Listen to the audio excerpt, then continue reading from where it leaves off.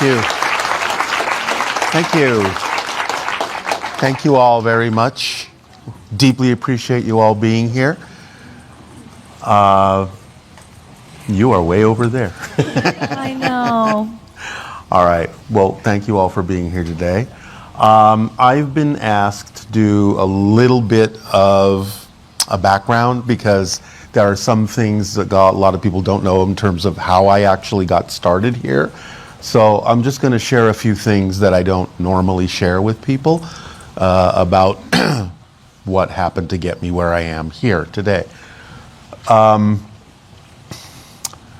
was working a long time ago in a graphics studio. And one day, after we had just moved in, we realized that somebody had left a desk in the studio from the last occupants. And I started going through the desk and I found a deck of tarot cards in the desk. And I pulled them out. I sat on the floor and I just started reading the instructions. I had never really understood how this all worked before, and I was just playing around with the cards. A client came in who was going to have lunch with my boss, but my boss told him, please, can you wait about 15 minutes? I'm still working on something. So he sat down in the lobby, saw me on the floor with these cards, and said, oh, you do tarot. My grandma used to do tarot. Can you do a reading for me while I'm waiting? I'm like, well, I just literally opened this box of cards. I'm reading the instructions. I don't really understand how this works. And being British, he said, well, you know, just to kill the time, just for shits and giggles. I said, okay, I'll do my best. So I just started laying the cards out in the way that the instructions said to do it. I started looking at the instructions in terms of generally what the cards were supposed to mean. After a few minutes, I just kind of ignored the instructions and started getting impressions from the cards. Certain things would stand out. And I just started going with an intuitive, line of information coming through me. I had no idea what I was really talking about, and I was just saying what I felt like saying. And one of the things was, this is a client I didn't really know that well.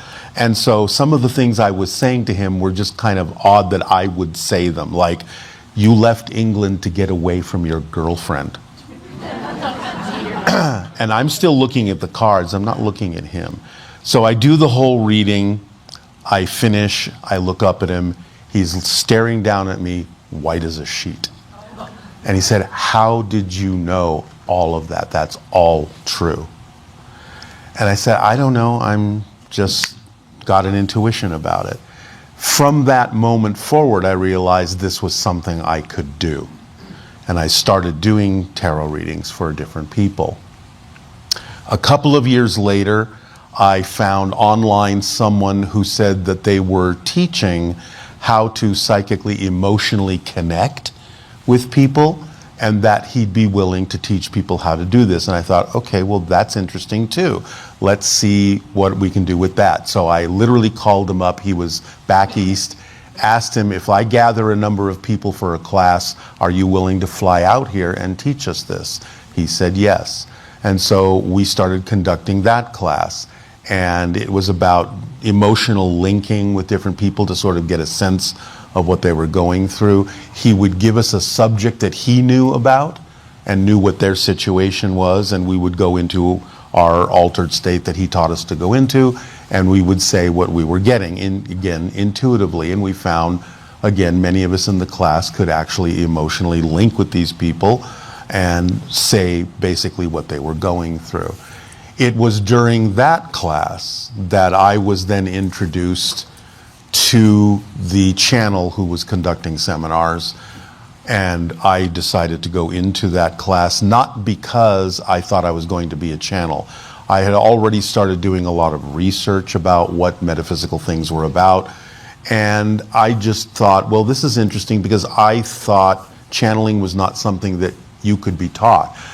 in reading things like the Seth material and Edgar Cayce and stuff like that, I just thought, well, it's just something that happens to you out of the blue, because a lot of people said they just kind of like conk out and suddenly they're talking and they wake up and somebody tells them, yeah, you've been talking for the last 2 hours, and they don't know that. So I said, okay, well, this is interesting. Let me see what this is all about. So that's when I went into that class, which was a series of guided meditations. Bless you. And it was a 12-week course, and about 6 weeks in is when the familiar story I usually tell happened, where we were in the meditative state and I received what felt like a telepathic hit from Bashar, a memory coming back of having to made this agreement with him in this life to do this, and the offer of, well, now you know it's time to begin if you're ready, if you still want to do this. And in that moment, you know, all of this memory and everything was coming back. I saw an image of his face. I heard the word Bashar in my head, didn't know what it meant, thought it was his name. We now know it's just an Arabic word that means messenger. The reason it was chosen that way is because I'm half Arabic in my background, but I don't speak the language. So that word didn't mean anything to me until I found out years later from someone else that the word Bashar means messenger or bringer of good news. So it was appropriate for what he was doing. But in the class, when that happened to me, I wasn't saying anything to anyone. The meditation was still going on. And this all came into my mind in a split second. But the second this happened, the entity coming through the teacher stopped teaching the meditation and turned to me and said, there's an entity here for you right now if you're ready to begin. I opened my eyes, I looked around, because I didn't know if I was hallucinating or if this was some side effect of the meditation or what was going on. But I happened to glance behind me, and one of the other classmates had somehow also picked up on the image of Bashar that I saw, and she was sketching it on a piece of paper. So I already had 2 outside validations that there was something going on beyond my imagination, and I decided to go ahead and keep practicing with it. One thing led to another. I started channeling for people in a house where a woman was doing her doctoral thesis on a connection between channeling and psychology. She would invite her friends over, I would channel for them, she would take her notes. But one thing led to another, word of mouth spread, more and more people started coming. We had to do them in 2 houses and then another house and then auditoriums and so on and so forth. I started getting invited to different cities, different countries, and here we are 40 years later, I'm still doing this. So, in a nutshell, that's sort of what happened to my ordinary life. Never thinking that this was going to be where I would wind up. So, you know, that just gives you a little bit of a background of how a path can kind of unfold for people in unusual ways, as long as you are, as Bashar says, kind of following your excitement, following your curiosity and your interests. Synchronicity will lead you to the next step and the next opportunity, even though you don't necessarily see the connections.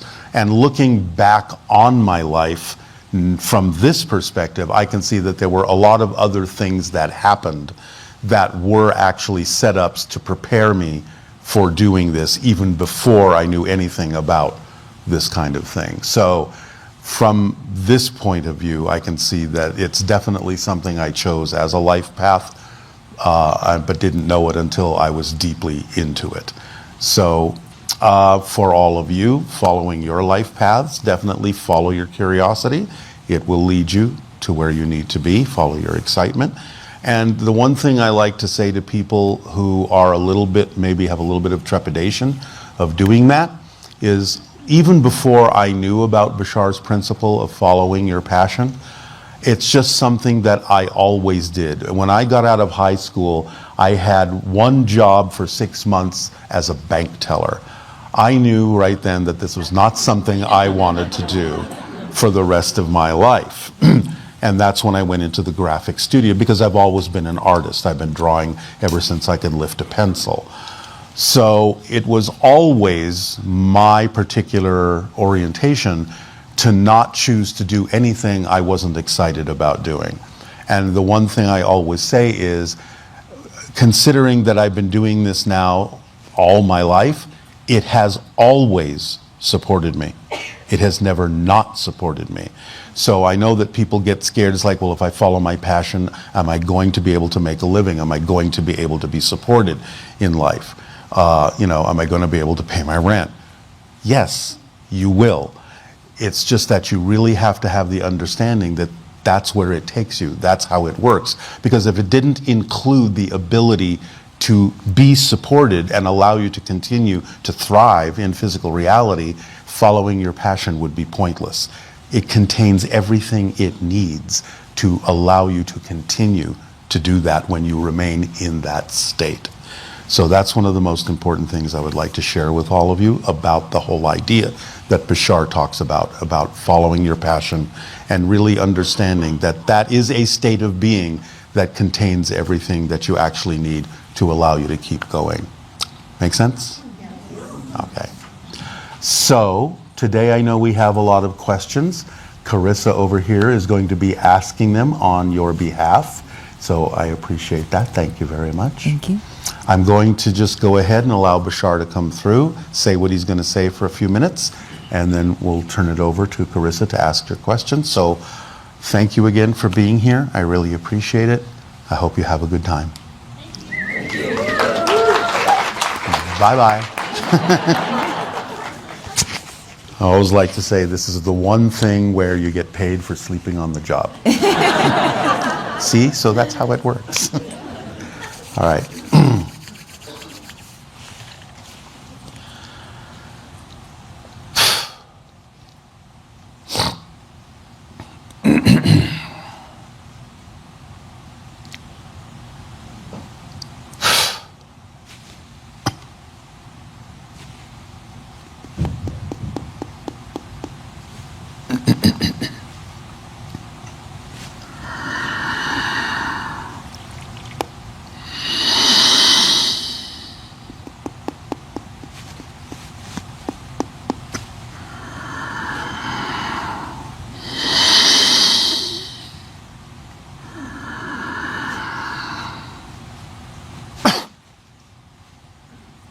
All right, let's say good day to you. This day of your time. How are you all?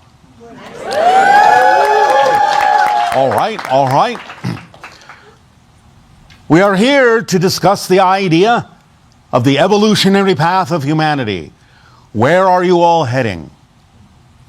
The idea, of course, is that you are going through many different transitions now, many different reorientations. You are going through a reset of humanity. You are getting a lot of things out on the table, as you say, to examine them, to decide what it is you truly prefer and which directions you truly need to move in, to realize your full potential. We understand that there may be many things going on your planet now that may seem to be quite chaotic, quite uncertain.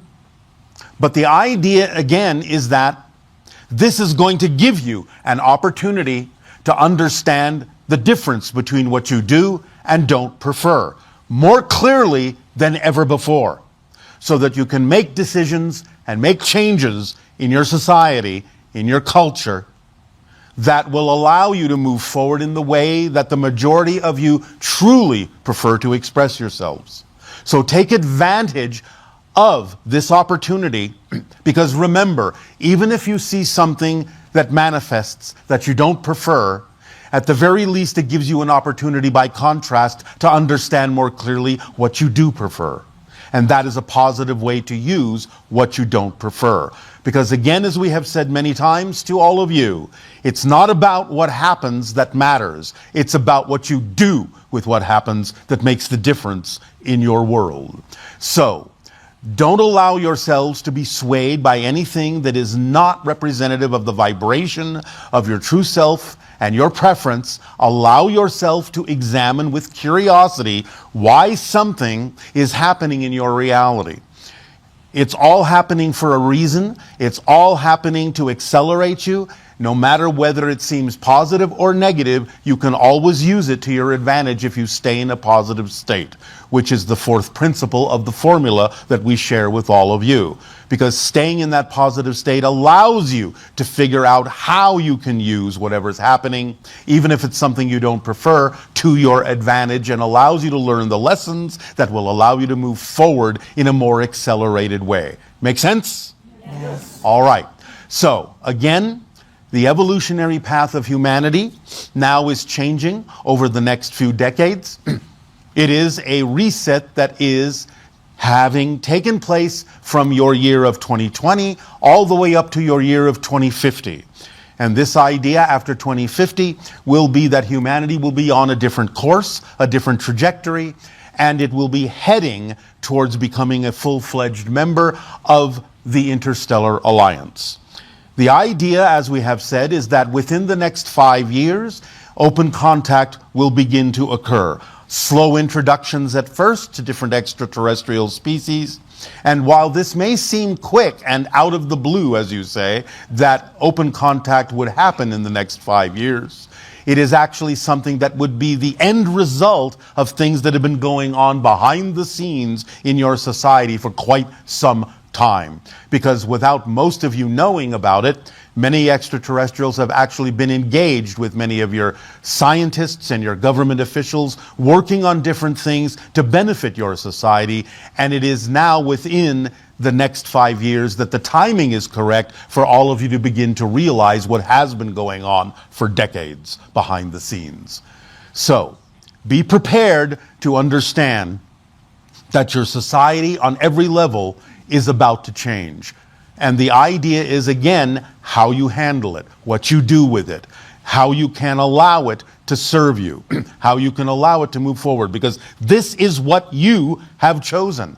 This is what you have designed as your life path, and that life path has included an invitation to all of us to come and share information with you, ideas with you, perspectives with you, so that you can incorporate these ideas according to your own wishes in the way you wish to in your life path, collectively and individually, so that you can move forward and allow the earth to evolve, allow humanity to evolve in the direction that will allow you to become your true selves and fully human, which you aren't yet.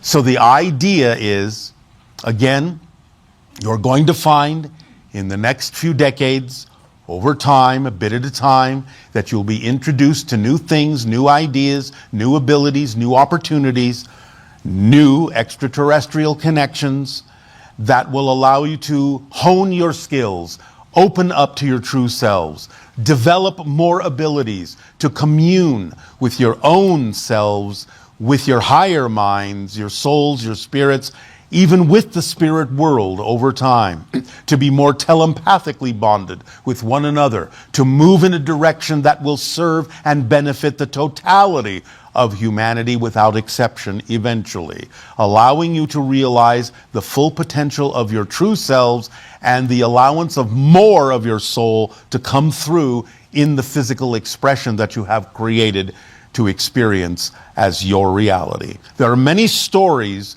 from ancient times being played out in your reality now. Stories of ancient Orion oppression, stories of the destruction of Atlantis, stories of the ancient Martian civilizations that were wiped out by natural catastrophes. The idea is that all of the souls now from all of these things have incarnated on your planet so that all of these stories can take advantage of the cycles of Earth to play these stories out to a new and more positive ending so that you can move forward and use all of that momentum to accelerate yourselves greatly into the future in a more positive way. Do you understand? Yes. So, remember again, yes, Earth is a challenging school, but that makes it a master graduating class. You are strong spirits and strong souls who have chosen to be here in these exciting times to take advantage of the opportunity, of the clarity, of recognizing what you are and what you are not, so that you can help serve humanity by moving forward, expressing your gifts, sharing your gifts, to make sure that you are allowing everyone to receive those gifts so they can use them to their benefit to move forward, so that you can all work together in that way and serve each other as the reflections of all that is that you all are. Make sense? Yes. All right.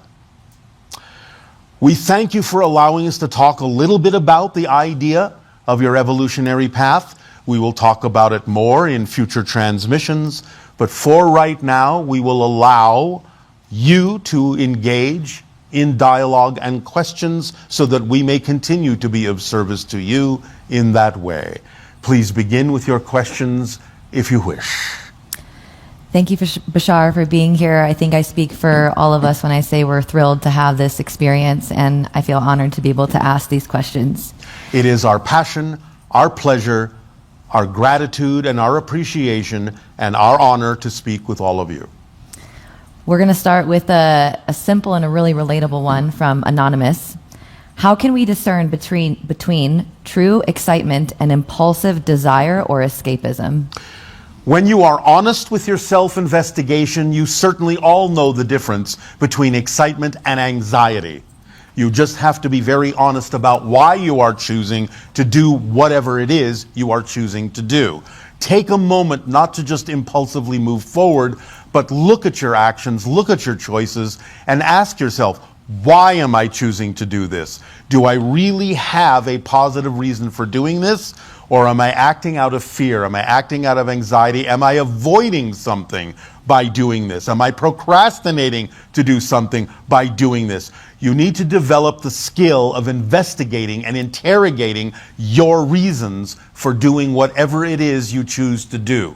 So you have to ask yourself, why? Why am I doing this? And you have to be willing to be honest with your answers within yourself, to become transparent, to fulfill the ancient wisdom of know thyself, and become transparent to yourself and not be afraid of engaging with that portion of your consciousness and letting it be all right to find out that you may in fact be acting out of fear, you may be acting out of resistance, because you may have a belief within yourself that moving forward on your true passion would create something even more scary or worse than what you're already experiencing, which can never actually happen, and that would never be a true fact, but you may have a belief that it might happen that way.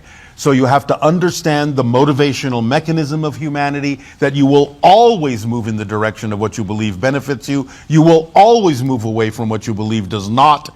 Even though you know you may be choosing things that don't benefit you, you will always choose them if you believe the alternative would be worse. And therefore, even though you may not prefer what you're choosing, you will always choose it if you feel it is safer than the alternative.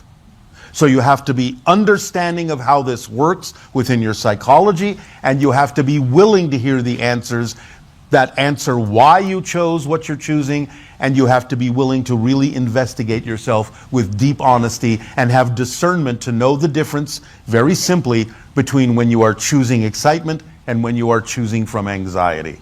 It's that simple. Thank you for that. So a follow-up question is, so it's possible that your highest excitement could lead you down a path of greatest learning? Yes, absolutely, by definition. Now, sometimes if you choose something that is not necessarily representative of your path, of your highest self, you can still learn lessons from it. Everything is an opportunity to learn something from, even if you choose something that's not representative of your path. That's why we say it doesn't really matter what happens, it only matters what you do with what happens that makes the difference. So even if something manifests that you don't prefer, it's still there for a reason and can still be used to learn the lesson that can turn you around to the path that would actually be more representative of your true vibration. So use everything to your advantage. When something happens that you don't prefer, don't react negatively to it. Don't say something is wrong, something isn't working here. I should be beyond this. I should be more spiritual so that this never happens to me. If it happens, there's a reason for it happening, but you can use it to your advantage if you stay in a positive state. You will be inspired to figure out, if you stay in a positive state, how to use it to your advantage. Remember, you can only perceive what you are the vibration of first. That's just physics. What you put out is what you get back. So if you go into a negative state and react negatively to what's manifested, you cannot be inspired to figure out how to use it positively. You have to already stay in a positive state and be in a positive state to get the inspirations that will allow you to understand how to get a benefit out of what's happening.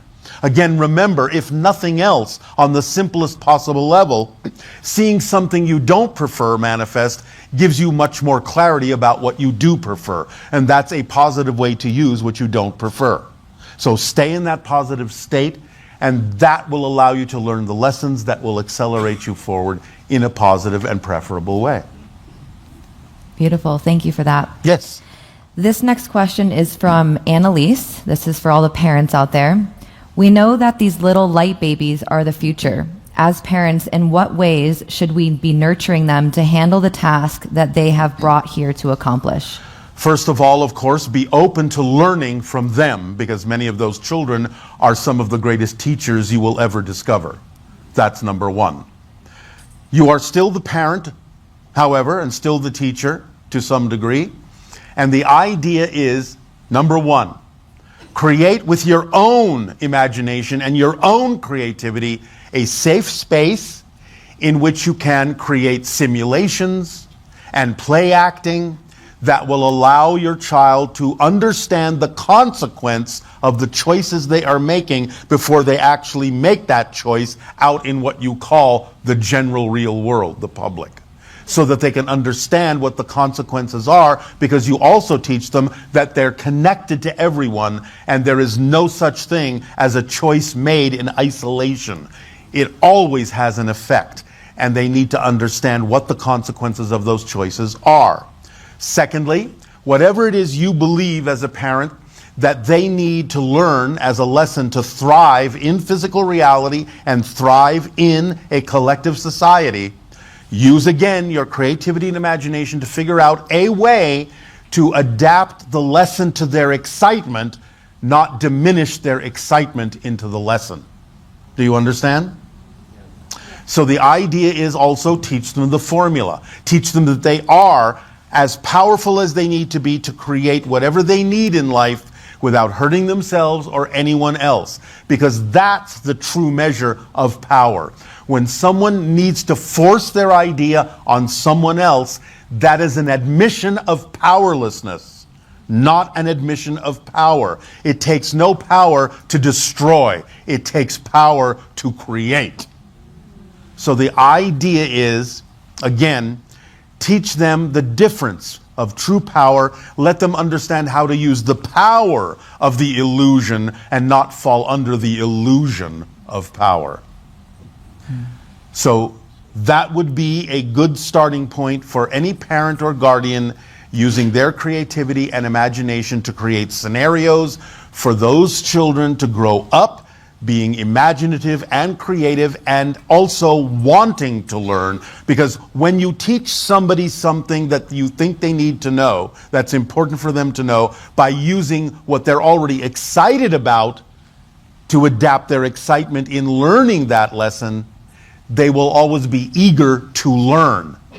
And therefore you will develop an adult who is willing to absorb and learn from every situation, because they will already understand from what you have created in these scenarios that they can use every situation to their advantage if they approach every single challenge that comes up in their life as an understanding that this is a lesson they need to learn, that they have laid out for themselves on their life path, and therefore approach it with curiosity instead of trepidation. Every time a challenge comes up, that's the themes that you have decided to explore. So get curious. What is this going to teach me? What is this challenge all about? How can I learn a lesson here? How can I move forward there? How can this accelerate me in a positive way? How can this help me learn more about who I am as a soul, as a being that can be expressed through this physical medium? Approach these challenges with curiosity, not with trepidation. teach your children all of this. So is it fair to say that the way that we're parenting these children is also the way that we should be reparenting our own inner child? Yes, of course. Now, understand that over time, the hybrid children that have been created will also come to live among you. And they, again, will be great teachers for all of you. And I will tell you this. Some of them, a small percentage of them, are already living among you. Most of you don't know that. Because one of the ways that hybrid children have already begun to be introduced into your society is through adoption agencies. Because they've been left on the doorstep, no one knows where they came from. The hybrid children know who they are. They know they are hybrids. But they look human enough that people will adopt them into their families. The people that resonate with them. So there's a small percentage of hybrid children already living in your society. More will come. Thank you for that. You are welcome for that. This next question is from Powers, and I really appreciate this one. As a first contact specialist, when will we get to have the first face-to-face experience with you? With me personally or my species? We will Both not be and. the first. As I said, within the next 5 years, thus revealing this underlying structure, this very regular pattern, even though you started out assuming that everything was random and chaotic. So we wish to extrapolate to you that even though things now across your planet may seem to be somewhat unpredictable and chaotic in many different ways and many different aspects of your society, sociologically, economically, politically, religiously, what have you, the idea to understand is that when enough events of this nature occur, you will start to see an underlying pattern, an underlying structure that will help you understand how to recreate the idea of stability in a new way, from a new perspective, from a new direction, that can, even out of all the chaos, create a new direction, a new stabilization for your society to move forward upon, a new framework upon which to build a new society, a new direction, allowing you to experience the kinds of changes that are necessary for the evolution of humanity in a positive direction. So you can always transform what at first may appear to be a lot of chaos. If you stay in a positive state, if you start to really look for the patterns, you start to allow yourself to relate to every event as if there is possibly some advantage you can gain, some lesson you can learn, some knowledge you can access in what's going on and use it in a positive way, you can start to build this framework, start to build this structure, start to see it more clearly for the direction it can point in, to allow you to move evolutionarily in the direction of a greater period of time, a greater expression of creativity, a greater experience of stability for humankind. That will lead you not only to open contact, but to your place in the galactic family to which you belong. So do not despair. Do not lose heart. The idea that you may have hopes and dreams is fine. But hopes and dreams allow you to simply stay in the state you need to be in so that you can finally perceive what it is you need to know in order to understand how an underlying structure underpins everything in your physical reality creation, no matter how chaotic on the surface things may appear. Remember that all of this is the product of life paths that have been chosen from spirit to help drive you in a direction that you prefer. But as we always remind you in the formula, you must stay in the positive state with everything that happens, or at the very least, remain in a neutral state I'm not saying accepting things you don't prefer.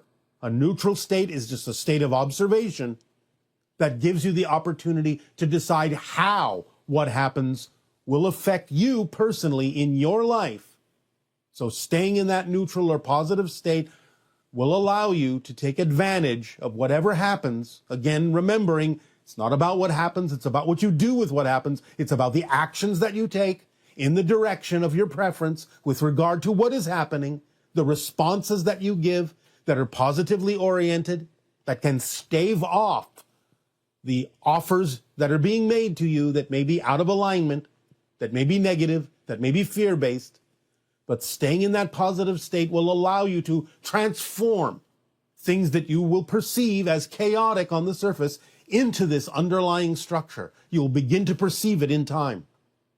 And that underlying structure will form the framework that will move you forward, that will create connectivity and stability between those of like mind to allow you to evolve in the direction that will benefit all humanity. So, right now you are riding the rapids, but the stream downstream is calm. You just have to get there. You just have to learn to maintain your balance so that you do not tip over the boat, the canoe, the kayak that you are using to ride these rapids. Maintain the balance. Stay true to yourself. Stay positive or at least neutral. Observe how the chaos can add another dot, another event that can eventually reveal the underlying structure that reveals the direction you have all decided to go in, even though some of the impetus may seem to be negative and chaotic. It is all driving you forward if you use it that way. So we encourage you to stay in a space where ultimately the chaos can reveal the underlying patterns to you, that you can begin to see them, connect to them, to allow your heart to open up to them, and to feel the momentum of moving in a direction that will benefit all. So expect the unexpected, but use it to your advantage, because it's all about what you do with what happens. It's all about how you use the surprises, how you use the unexpected, how you use what you don't prefer to move you more clearly in the direction that you do prefer. The power is with you. Don't forget to act. Choose and act. Choose and act. Unexpected things can hold many surprises that are beneficial for humanity. Learn to use them to your advantage. That is what we have to say today. So, we will thank you for allowing us to share this with you.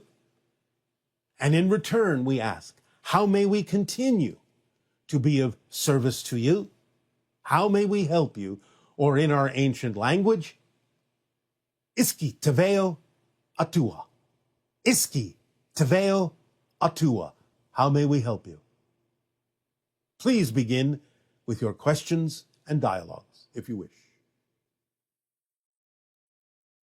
Hey, Good day, good day.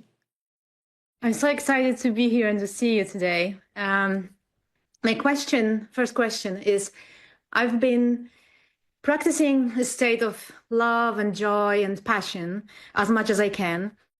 And it's a wonderful experience and to see the world through these lenses. And then at times I feel I put myself in fear. And this is like a fear that I know from my whole life, like underlying fear, that's always been there. And then I start overeating, my body gets swollen, and I get frozen. And basically, I cannot do much. And I've been investigating beliefs around that. And yet I feel I'm not really there. I still do that. I find it difficult to, yeah. All right. But again, remember, there must be something that you are even more afraid of, and that's why you stop yourself from moving forward. That's why you freeze yourself. because you are afraid that if you keep moving forward, there is something even more terrifying that may happen. And remember, this is simply the story that the negative belief is telling you. That if you keep going, something really bad will happen. Something really worth being afraid of will happen. Remember, as we have reminded all of you in the past, the more terrifying things get, the closer you are to freeing yourself from the negative belief.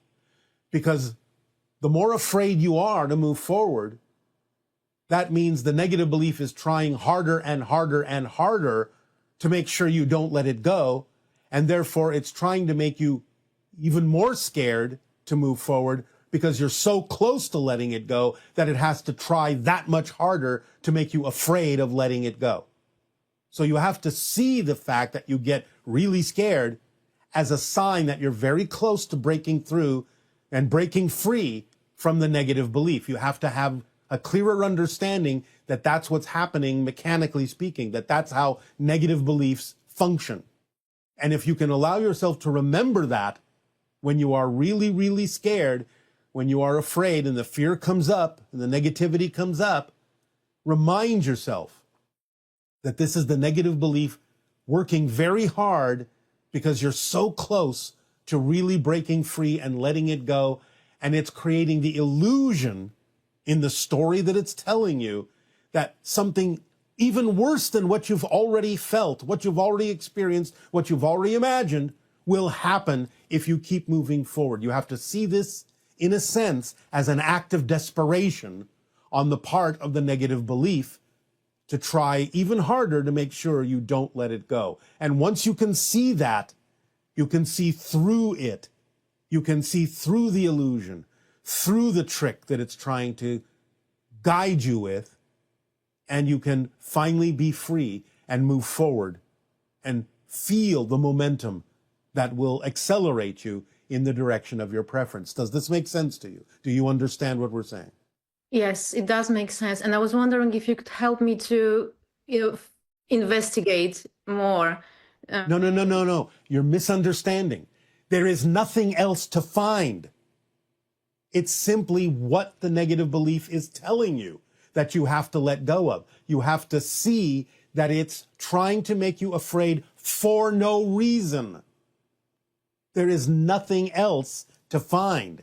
It's only making you think that there is something else to find. You have to see that as part of the trick. Oh, there must be something else you're missing. There must be something else you have to figure out. There must be some other belief that's hiding. That's part of the story that it's using to make you not move forward. Okay, makes sense. You see what I'm saying? Yes, definitely. Thank you. Does that help you feel a little bit lighter? I feel tightness in my throat. All right.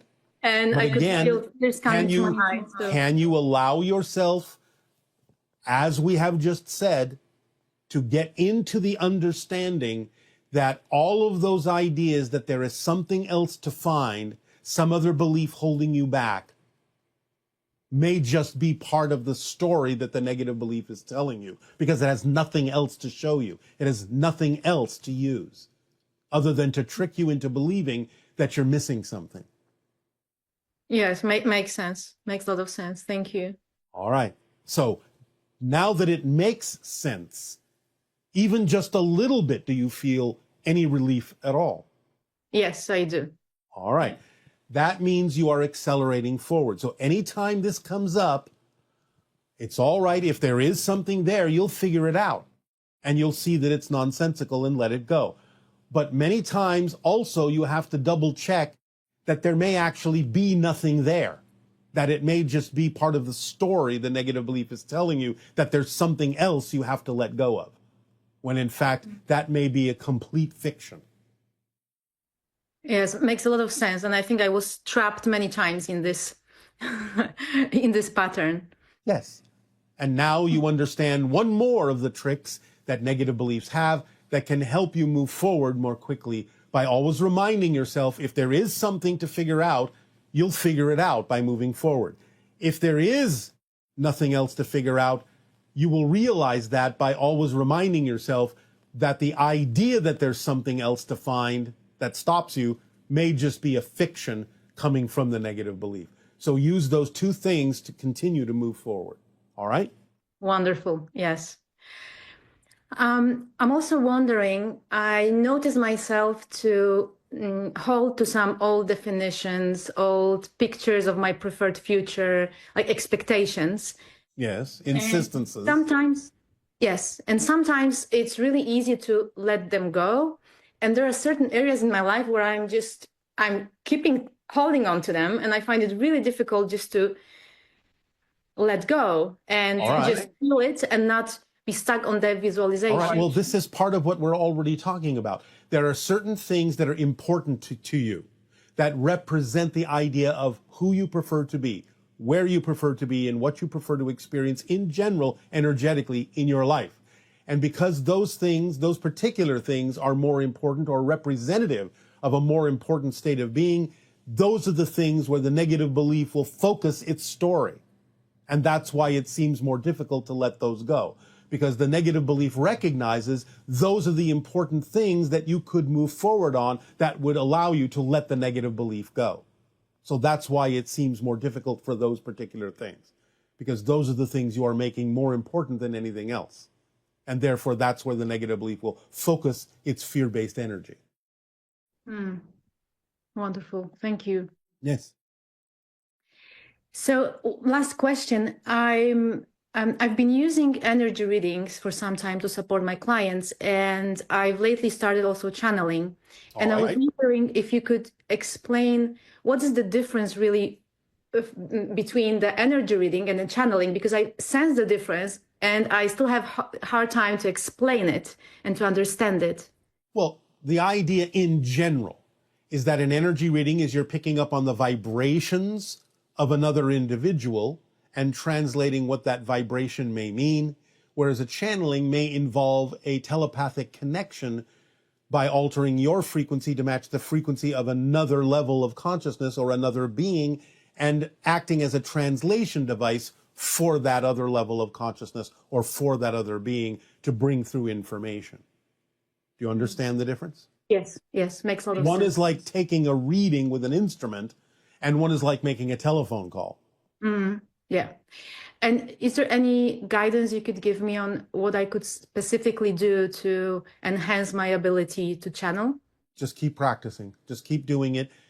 It will always give you more ability to understand what you need to do. Just trust synchronicity to be your guide, all right? Wonderful. Thank you, Bashar. I appreciate you a lot, so much. Our deep appreciation and unconditional love to you as well. Good day. Good day. Hi, Bashar. Am I experiencing every negative thought and every positive thought in a parallel universe with the same intensity of emotions that I have in this life that I think is the only one? Well, it's not you. It's other beings. Those are other people. They may look like you, but they're not you. So they're experiencing whatever they need to experience on their life path simultaneously with whatever it is that's important for you and relevant for you to experience on your life path. Hello, how are you, Bashar? Perfect, and you? I'm so grateful to be in contact with you right now. It is our passion and our pleasure to speak with you as well. What would you like to discuss? As we know, open contact will happen within 5 years. Are we going to have a certain feeling in our energy in the day of the open contact? Yes, of course you will. But that depends on what it is you bring to the experience. For example, for someone that really cleared their energy and they worked with themselves by that time, how would they feel? How would be the energy in that day? Because I feel like it will be kind of a particular feeling of that moment of that day. Again, it depends on the person, but in general, you may find that your heart will swell with relief and release and love. You may have tears flowing from your eyes.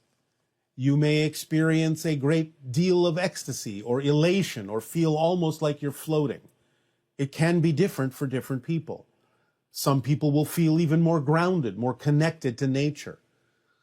Some people may feel that their prayers have been answered, so to speak. Some people may feel the potential of the challenges that await you in the future that will expand humanity beyond your imagination. You can feel it in a number of different ways, from exposure to the vibration of the extraterrestrials that will be first introduced to your society.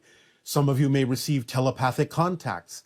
You may find your mind opening up and clarity as you drop all of the negative and fear-based beliefs that you've been holding on to. Some of you may find it a little more challenging to deal with those things, and some of you may not experience contact at all, depending upon the belief systems you brought to the experience. So again, it depends upon the different individuals. But for those who have cleared out most of their ideas of negative beliefs, fear-based beliefs, for those who are willing to open up, you may experience some of the things that we have already just described. That's amazing. Thank you so much. Yes.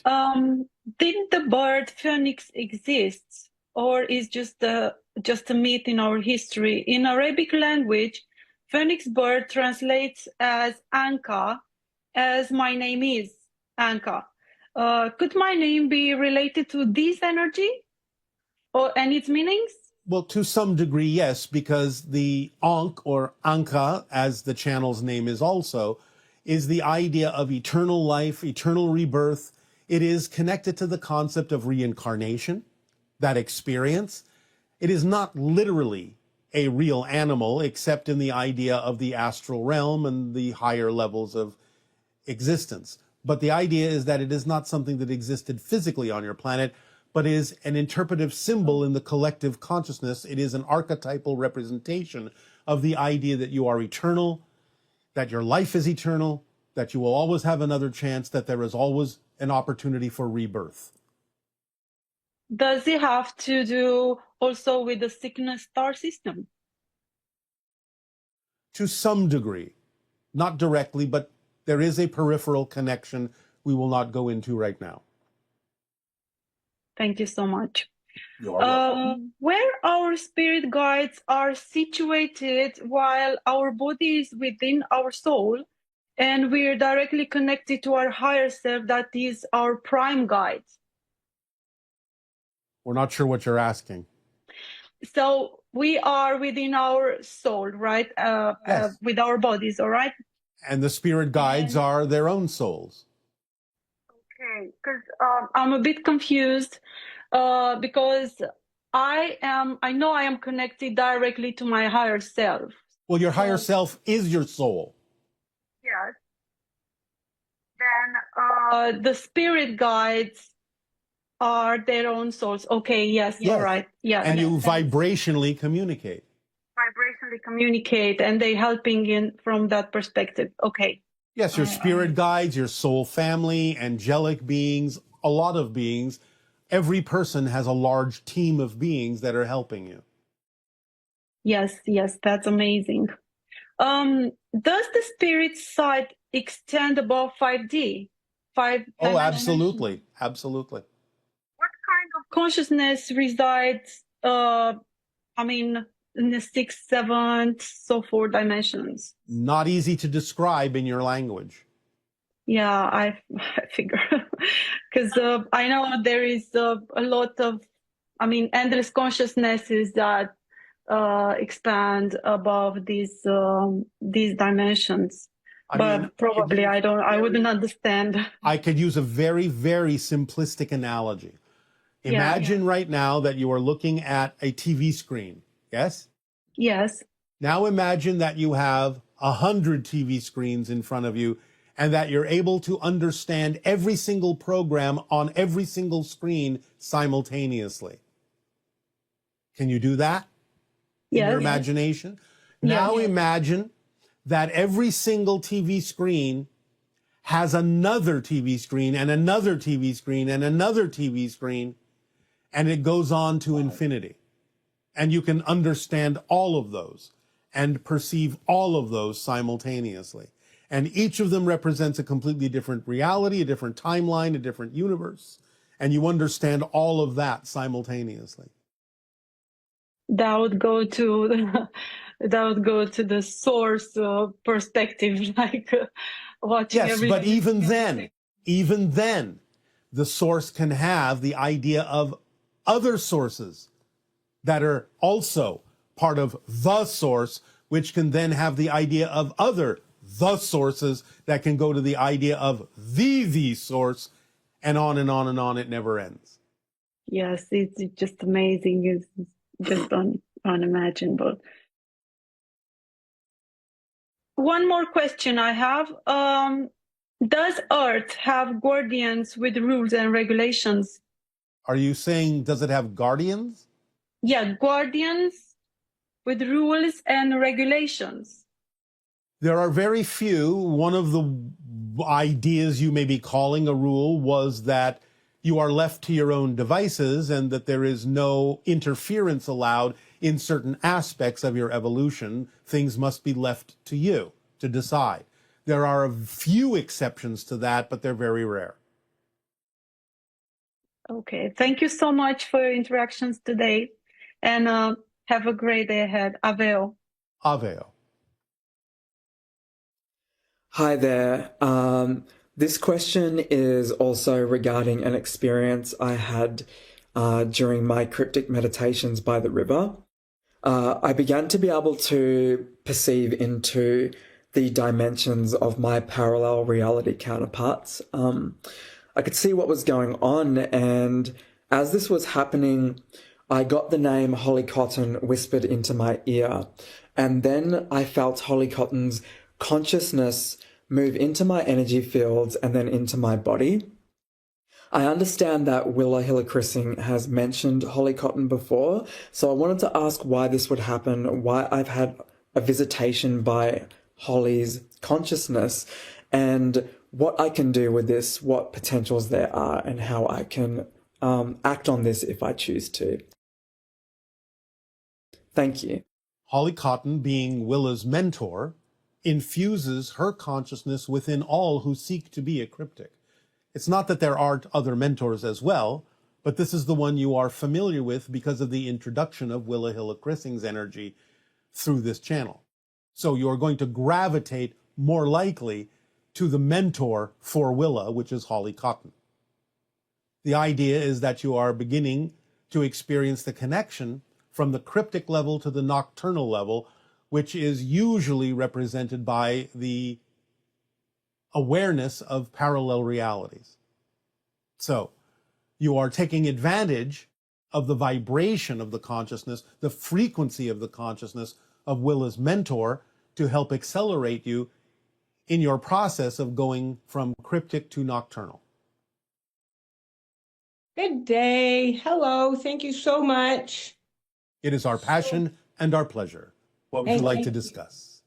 I'd love to know more about your personal art, if you're willing to share.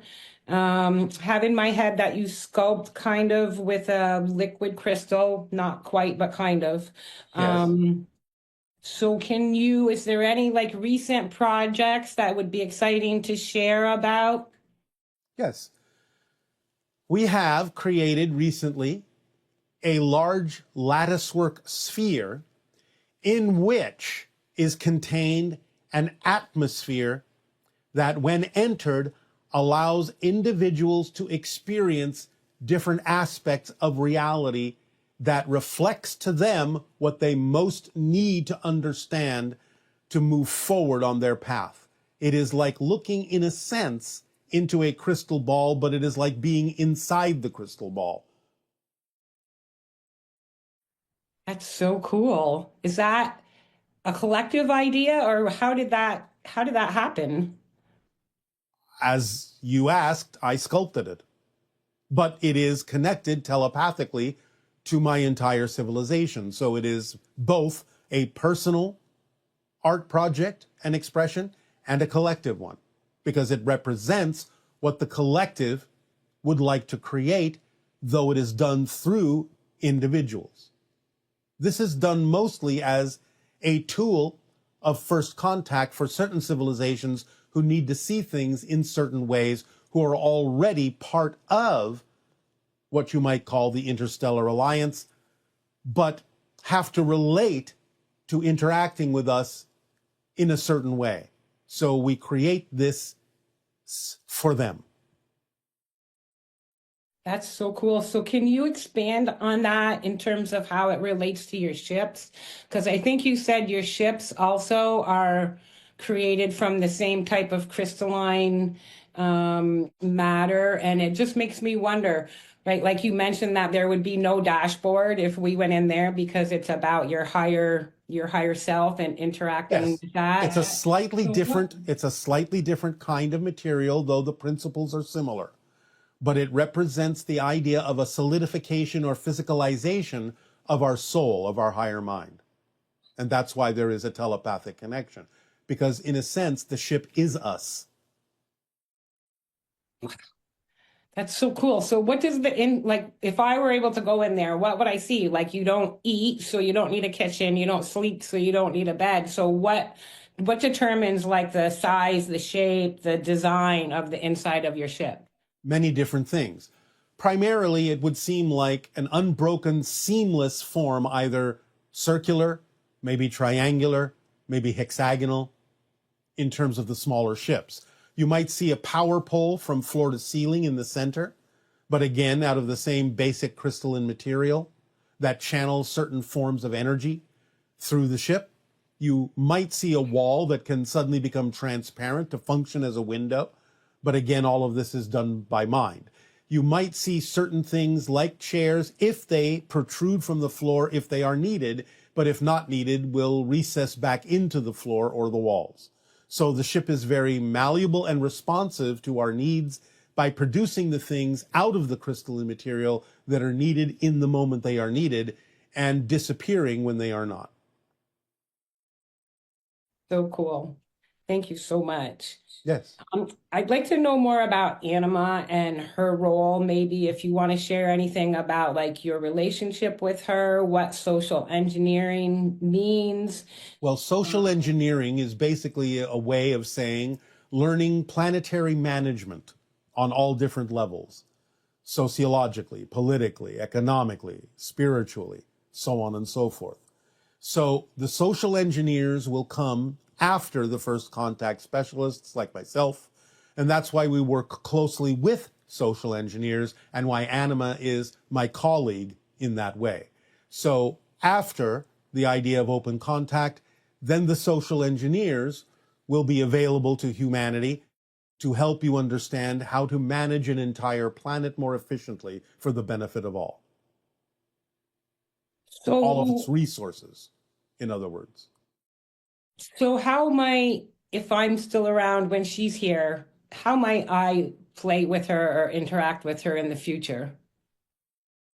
Well, again, it depends upon your particular penchant for understanding the idea of balance and understanding how there is the principle that there is enough for everyone if distributed properly. That the idea of borders and barriers no longer really exists. It's all about the idea of proportional disbursement, of understanding the value of the resources you have, how to manage them most efficiently, and how to understand that there is enough for all. Wow, very cool. And then lastly, I have been following my highest excitement. It's been really fun. And I am in a business now where I use hypnotherapy to help people reveal and transform negative beliefs. It's very exciting work for me. It's based on the idea that when we're little, we run in theta. And so we lay down a bunch of beliefs without a filter at that point. And so the work that we do brings the brain back to theta and reveals things that are no longer serving people anymore.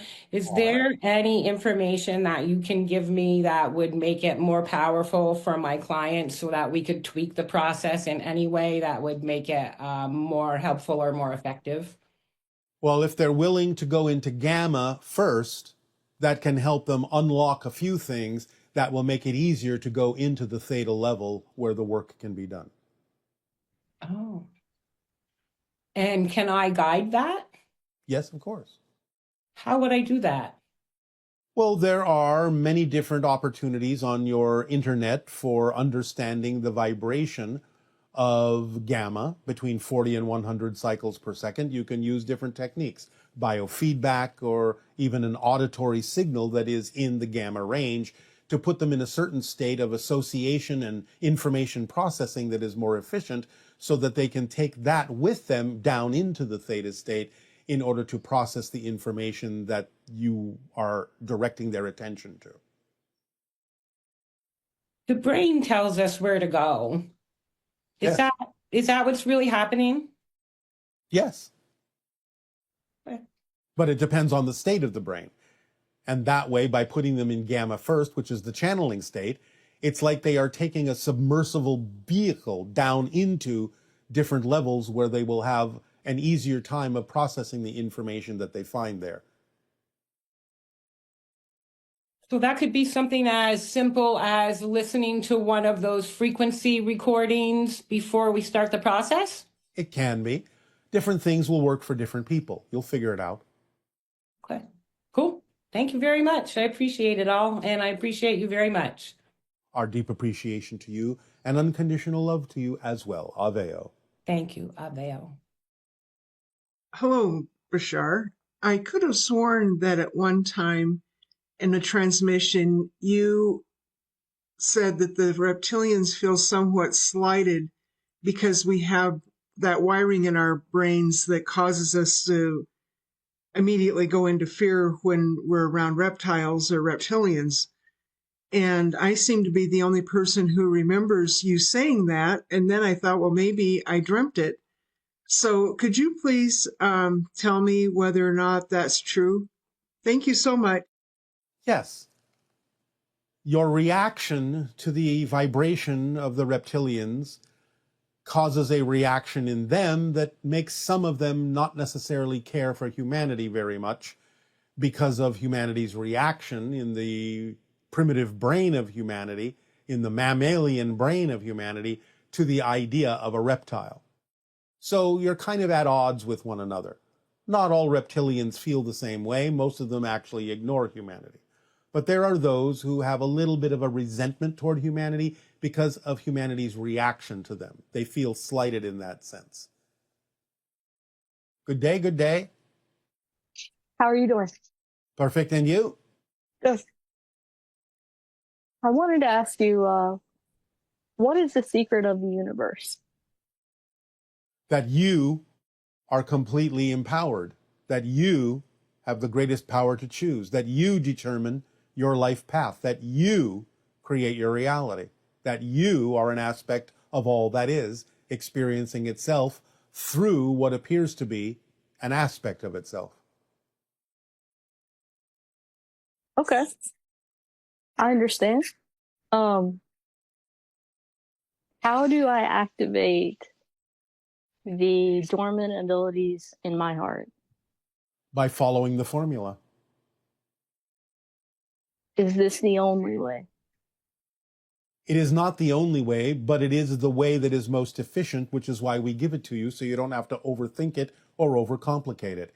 It includes every possible process that you have decided to experience on your life path.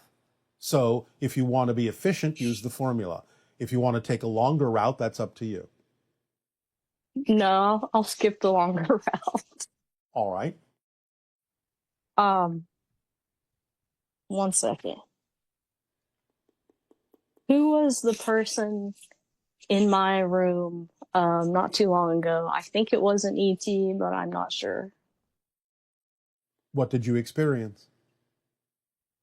There was a person next to me, and they were making eye contact with me, and suddenly, like, I sort of blacked out for a minute.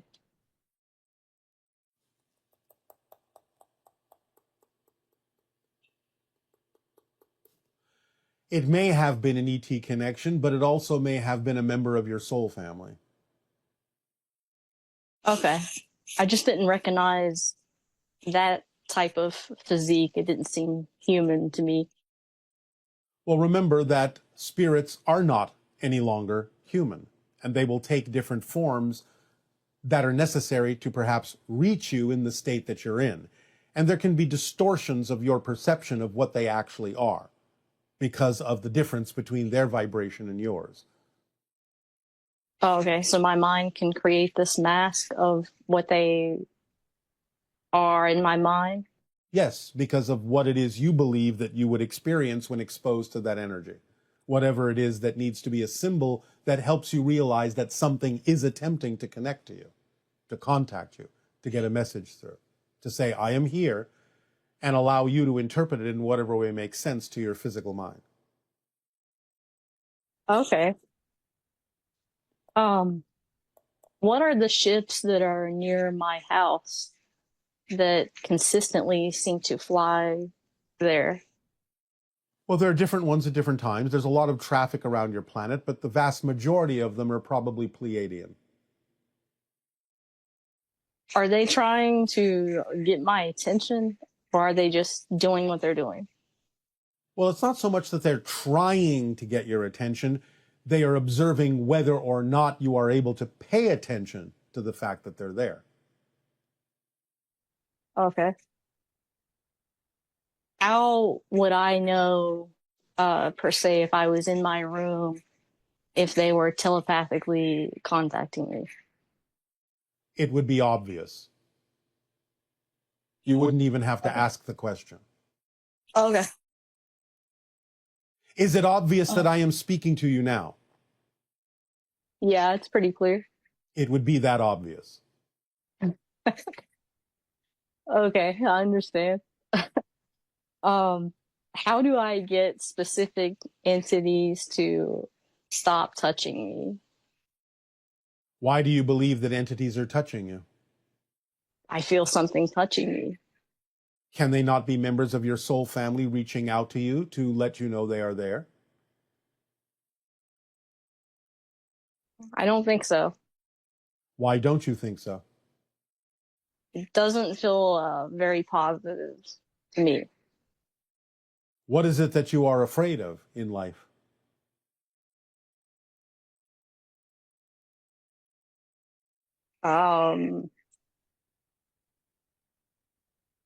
I guess just being myself to the fullest extent. And why is that something you are afraid of? What do you think will happen if you are yourself to the fullest extent?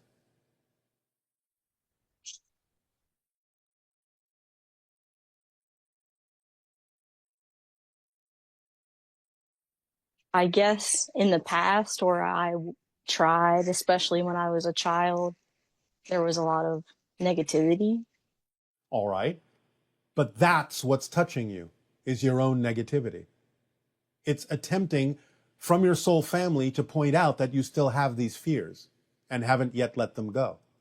Nothing bad will happen if you are your true self. That's just the negative and fear-based belief telling you a story to prevent you from letting it go and moving forward. So in a sense, the touching is to point out that you still have fears, and that's why it's uncomfortable for you. They're attempting to get you to face those fears and let them go. They're pointing them out to you. So if you want them to stop touching you, you have to let go of your fears. Okay.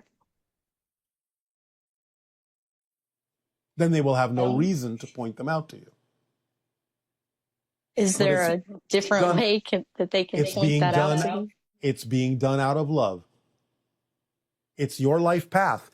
You ask them to remind you that you have these fears and this is your challenge, and that you ask them to help you get in touch with them so that you could find out what these belief systems are that don't work for you and let them go. So they're just doing what you ask them to do. You just don't remember that.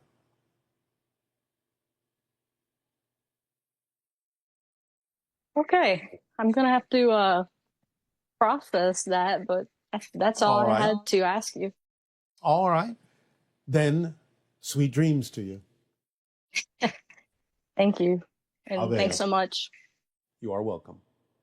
Hello again, Bashar. Gunnar calling from Norway again. I have a question for you. First of all, thank you for all the fantastic information that you give us. I have a question. I have a daughter which is 16 years old, and she is a very independent young lady. She has her own opinion and is. Sometimes I wonder if she is from another planet or a. Yeah, is she, or am I just imagining it? Okay, bye-bye. Thank you for all the good stuff you gave us. Bye. She is not from another planet, but you all have connections to other civilizations. So the idea is that you may be picking up on the fact that being a member of a new generation that is literally a new species with slightly different DNA, she feels like an alien or an ET. But she is an accelerated human with more evidence energetically of her connections to other extraterrestrial civilizations. But this is what the future human is like, is all about. Hi, Bashar. And to you, good day. Special Valentine's greetings to you since we're in our month of February. All right. Happy Valentine's to you as well. I'd like to discuss an experience that I had recently. Yes. It was early October last year, very early morning, sometime around 3 a.m. I had gotten out of bed and wandered into my bathroom. I just sort of stood there for a moment. I was listening near the bathroom door, and it was like I was in a trance. And then I noticed something in the hallway just outside the bathroom door. It was only 2 or 3 feet away from me. It looked like a little cloud of swirling greenish mist. And I seemed to sense just the most vague outline of a humanoid figure, maybe just barely 5 feet tall. And I spoke to him and stepped towards him. I held out my arms. And then I felt a very strong, quite lovely sensation entering the top of my head. It was pleasantly overwhelming. I felt like I was being swept up. And the next thing I knew, I was laying in bed. The moment I realized I was back in my bed, the quality of the experience felt more like my normal reality. And the being was still with me at my bedside. He said something to me. I couldn't make out what he was saying because his voice sounded garbled. I was not able to clearly see him. I could only hear and feel his presence. I felt some more strong sensations in my energy field, not unpleasant. I said a few words to him, and then he left. Yes. And I would like to know, the first portion of the experience had a different quality than the second portion. It was more trance-like. What caused the trance-like state that I experienced at first? Exposure to a higher frequency vibration. It is kind of a reset that you asked for and were given. It kind of resets you to put you on your path a little bit more clearly. And was I caused to enter that state, or did I cause myself to enter that state? Well, both. You asked for assistance, it was given. Why did the being appear as a mist, and why was the mist greenish in color? Has to do with the heart, the opening of the heart. Again, an interpretation in your physical reality of the energy that you were interacting with, the consciousness you were interacting with. Remember that things coming from one dimension, one reality to another, as an apparition, are not always solid looking. They may maintain themselves to a higher frequency, which doesn't necessarily allow them to coalesce into something that you would recognize as physical, because it doesn't serve the purpose to do so. They can distribute energy to you more efficiently by remaining a little bit closer to their natural, non-physical, energetic state. What exactly caused the strong sensations in my energy field, and how am I able to experience sensations outside my physical body since I don't have any nerves there? It's not about nerves. It's about the fact that your soul, in a sense, extends beyond your body. Your electric field extends beyond your body.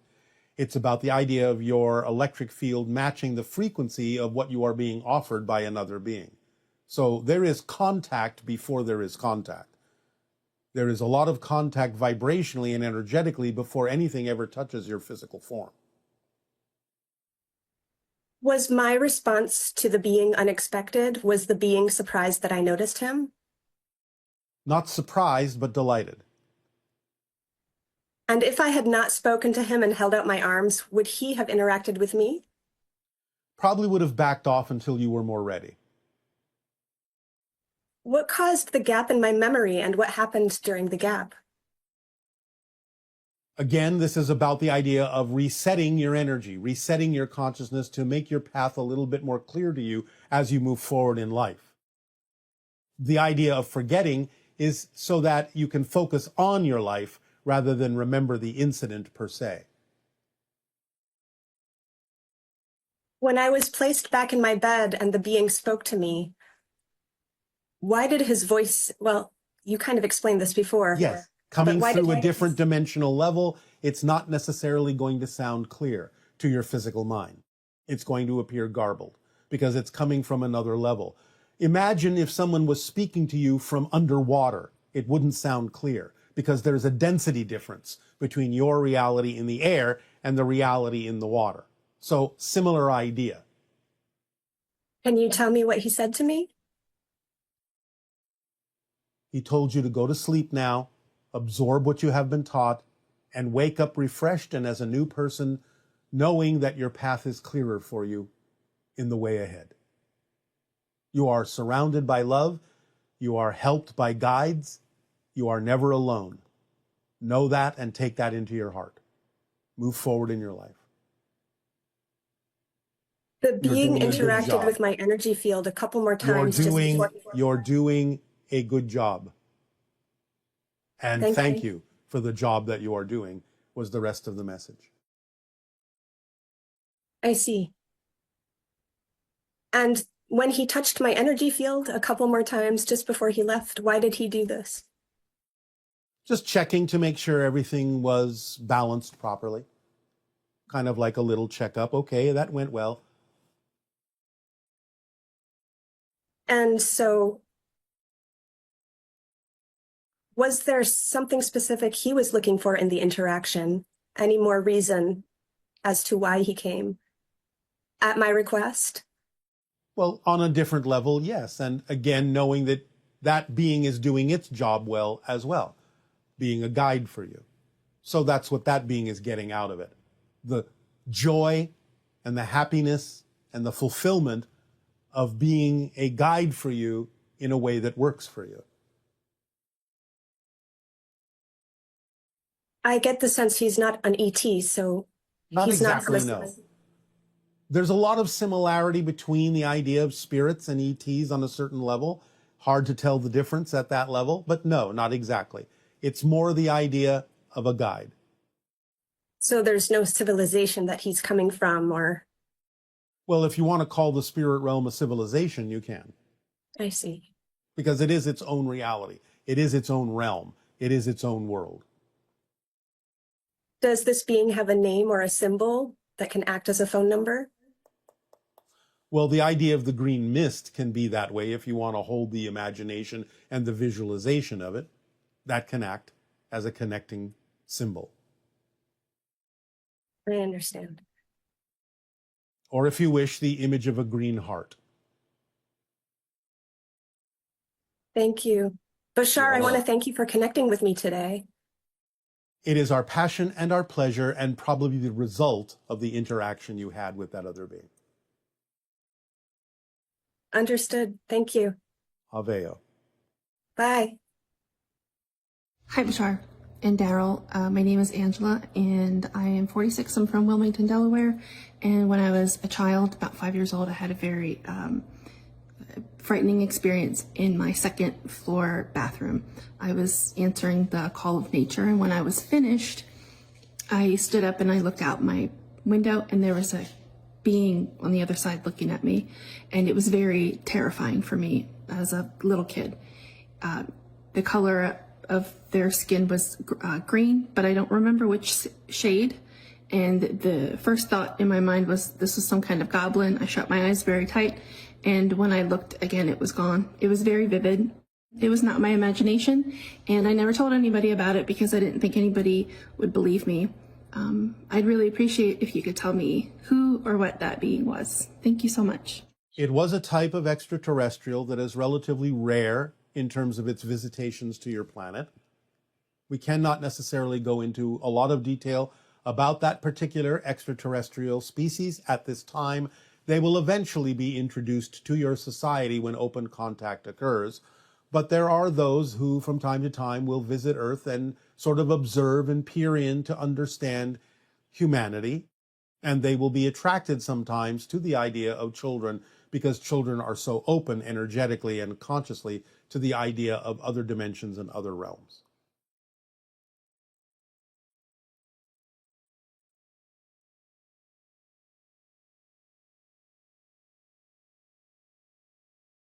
Hello, Tadeo. Nania! We've got lots of great questions from our viewers. All right. Okay, so I will begin. Does AI have anything to do with ETs coming to Earth? And are you here to help parent it? To some degree, extraterrestrials, when open contact occurs, will help guide the idea of the creation of AI to the benefit of humanity, yes. Okay. And why does the US get all the action when it comes to UFOs and Bigfoot sightings? This person lives in Eastern Europe, and despite being very excited, they are not either vibrationally compatible or something because they're not having as much action as we are over here in the US. This is a fallacy. There is a lot of action around the world. And in fact, the most active place on the planet with regard to UFO sightings is in Scotland.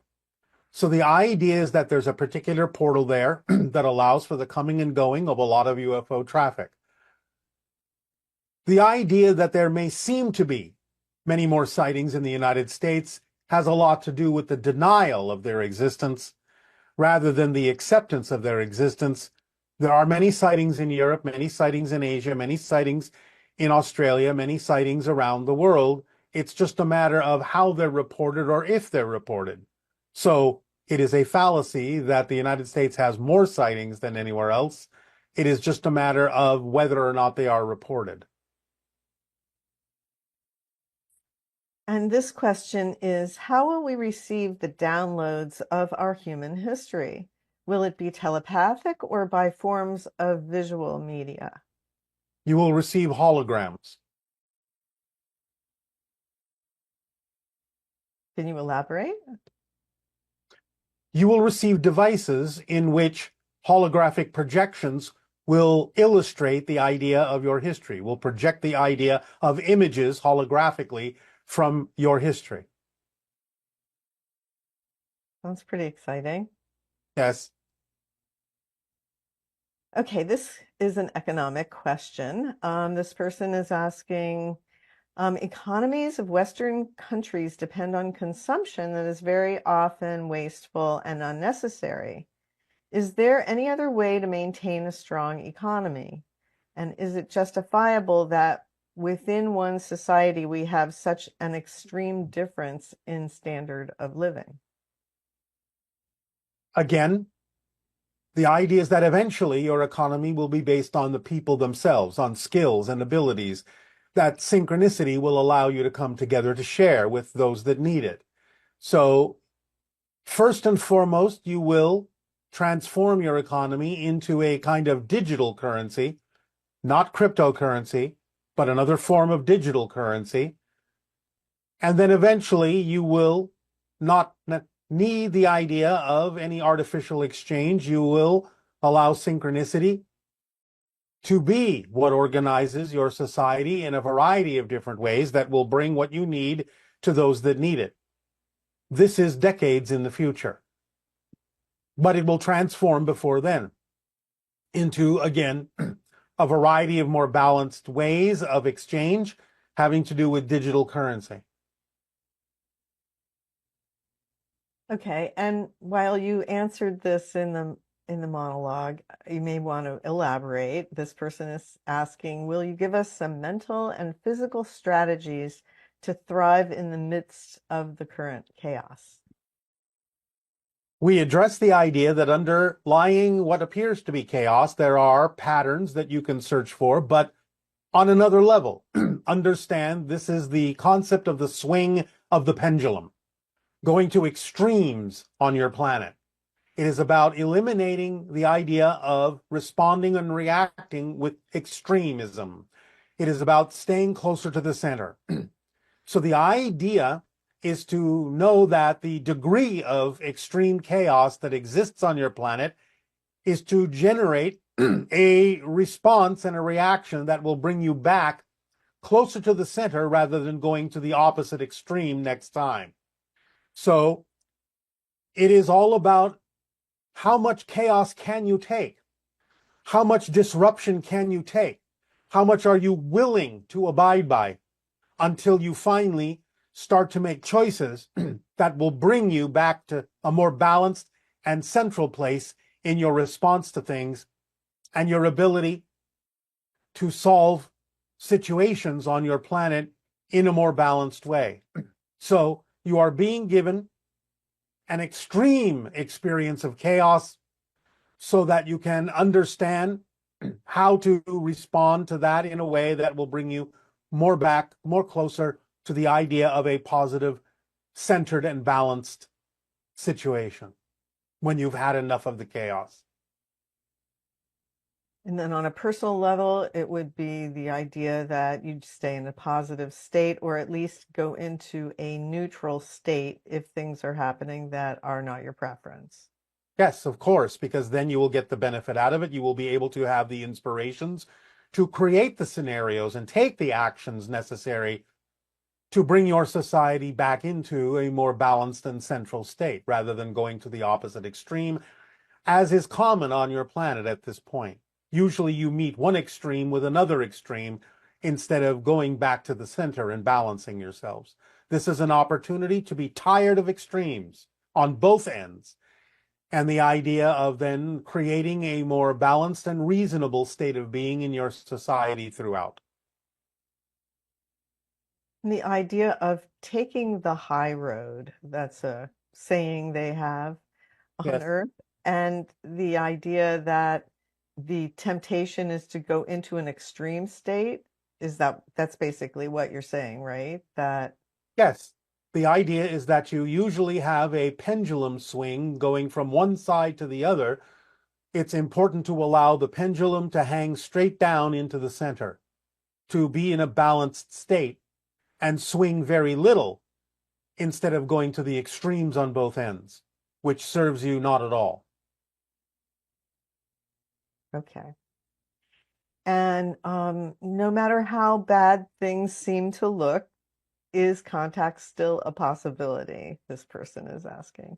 Contact, as we have said, is inevitable. It is just a matter of the style of the contact, the way in which it's going to occur based on what's going on your planet. But contact at this point within the next 5 years is inevitable. For one reason or another, it will happen. But the way it happens will be different depending on what's going on your planet. Okay, and this is sort of along those lines. Does it mean any and all people I can visually perceive now in all different splitting prisms heading towards two different Earths are all going to experience their own chosen way of open contact in the next 5 years since September 2024? Again, no. There will be some people who will not experience the idea of contact at all, if that is their path. This is few and far between, but nevertheless, it is still possible to experience no contact. But the majority of people on your planet will experience contact in one way, shape, or form. Thank you. And this question is, will Canada become the 51st state? Of course not. Okay. And this person is looking for clarification. You seem adamant that we are our government, but to many there seems to be a separation. Can you clarify what you mean by this and help dissolve the illusion that we're disconnected? You already understand it's an illusion that you're disconnected by the very way you ask the question. We say you are your government because you are responsible for the choices that you make in terms of who you install in certain places of authority. So you have to make decisions that are more in alignment and have to choose people that are more in alignment with what your general populace actually prefers. You are your government very actively because you are positioning people to represent you, even though you are also choosing many people who don't necessarily represent you, but you're still the ones choosing those people. So you have to decide how to choose people who are willing to represent what the population of your planet actually prefers. Okay. And what cultural mechanisms, education, finance, technology, and more, are needed for everyone to live by the formula? How would this impact the isms in our culture and religion? Again, you will find that people will move toward more of the idea of direct spirituality rather than the religious isms, as you say.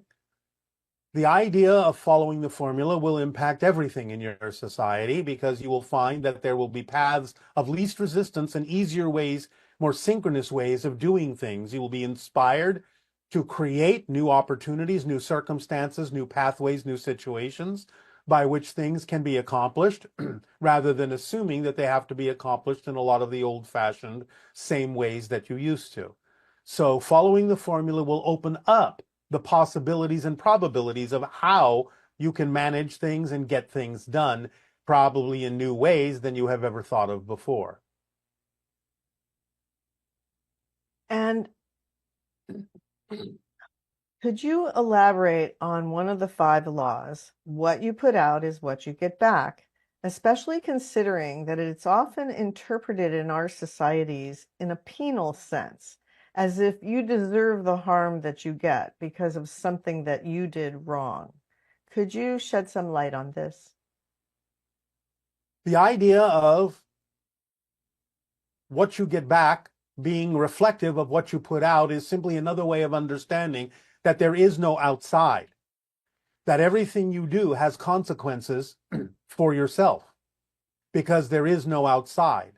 So the idea is that every action that you take in some way, shape, or form will create a scenario, a circumstance, a situation, an energy, a state of being that in some way, shape, or form will eventually create a situation in your life, whether you be still alive or afterwards, that will force you to face the consequences of the choices that you made, even if that takes you all the way into life review when you leave the physical reality.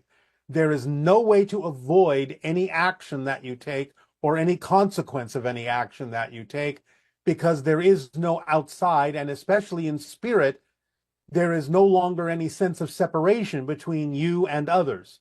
Therefore, everything you do, in a sense, is felt by you, experienced by you, even if initially it seemed as if it was experienced by others. So you will experience it one way, shape, or form because, again, everything you do is happening in your own universe, is contained within your own universe. There is no outside to lose anything in. So the idea would be everyone goes through life review, right? Yes. So everyone experiences the consequences and the effects of all of the things that they've done as a physical being in a particular lifetime. Yes, it is not a punishment. It is an observation. It is a lesson. But it is unavoidable. Because just because there may seem to be a temporal delay in physical reality doesn't mean you have avoided the consequence. Doesn't mean you have avoided the experience. Everything you do becomes part of the fabric of existence in terms of information. And especially after you leave physical reality, after you expand back into spirit, there is no longer any temporal barrier to prevent you from experiencing the direct consequence of every action you have ever taken, even in physical reality. So you will be facing those consequences so that you can learn the lessons and decide for yourself what you would like to choose after that. This is inevitable and automatic for everyone. It's simply the way existence works, because there is no outside. So you cannot avoid anything, not ultimately. You may delay it temporarily in physical reality, but that's it.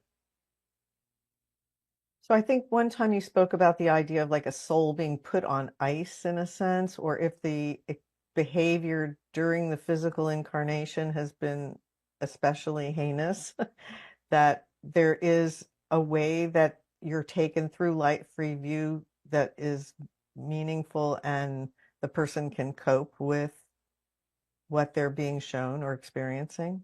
Yes, it can be handled very gently. It can even be somewhat, quote unquote, delayed temporarily while a soul may need to rest or heal from intense trauma in physical life.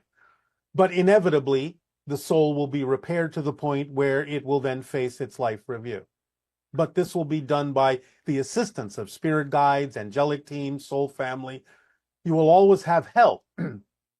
And when you are properly prepared, then you will be allowed to experience your life review so that you can learn the lessons and adopt the lessons to yourself so you can make decisions and choices for what you would like to do thereafter. So it doesn't mean it has to happen automatically immediately. Sometimes the soul may require a little bit of healing and rest in the afterlife before it can face the understanding of and the experiences of the life review. So it's always done in a way that will be to the most benefit of the soul. Yes, that's good. This person's saying, we are God, consciousness, all that is. Ultimately, we are one.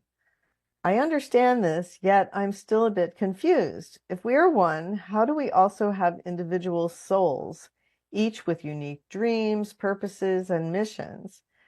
Our minds are also distinct. Can you elaborate on how we are both one and the individual? This is obvious.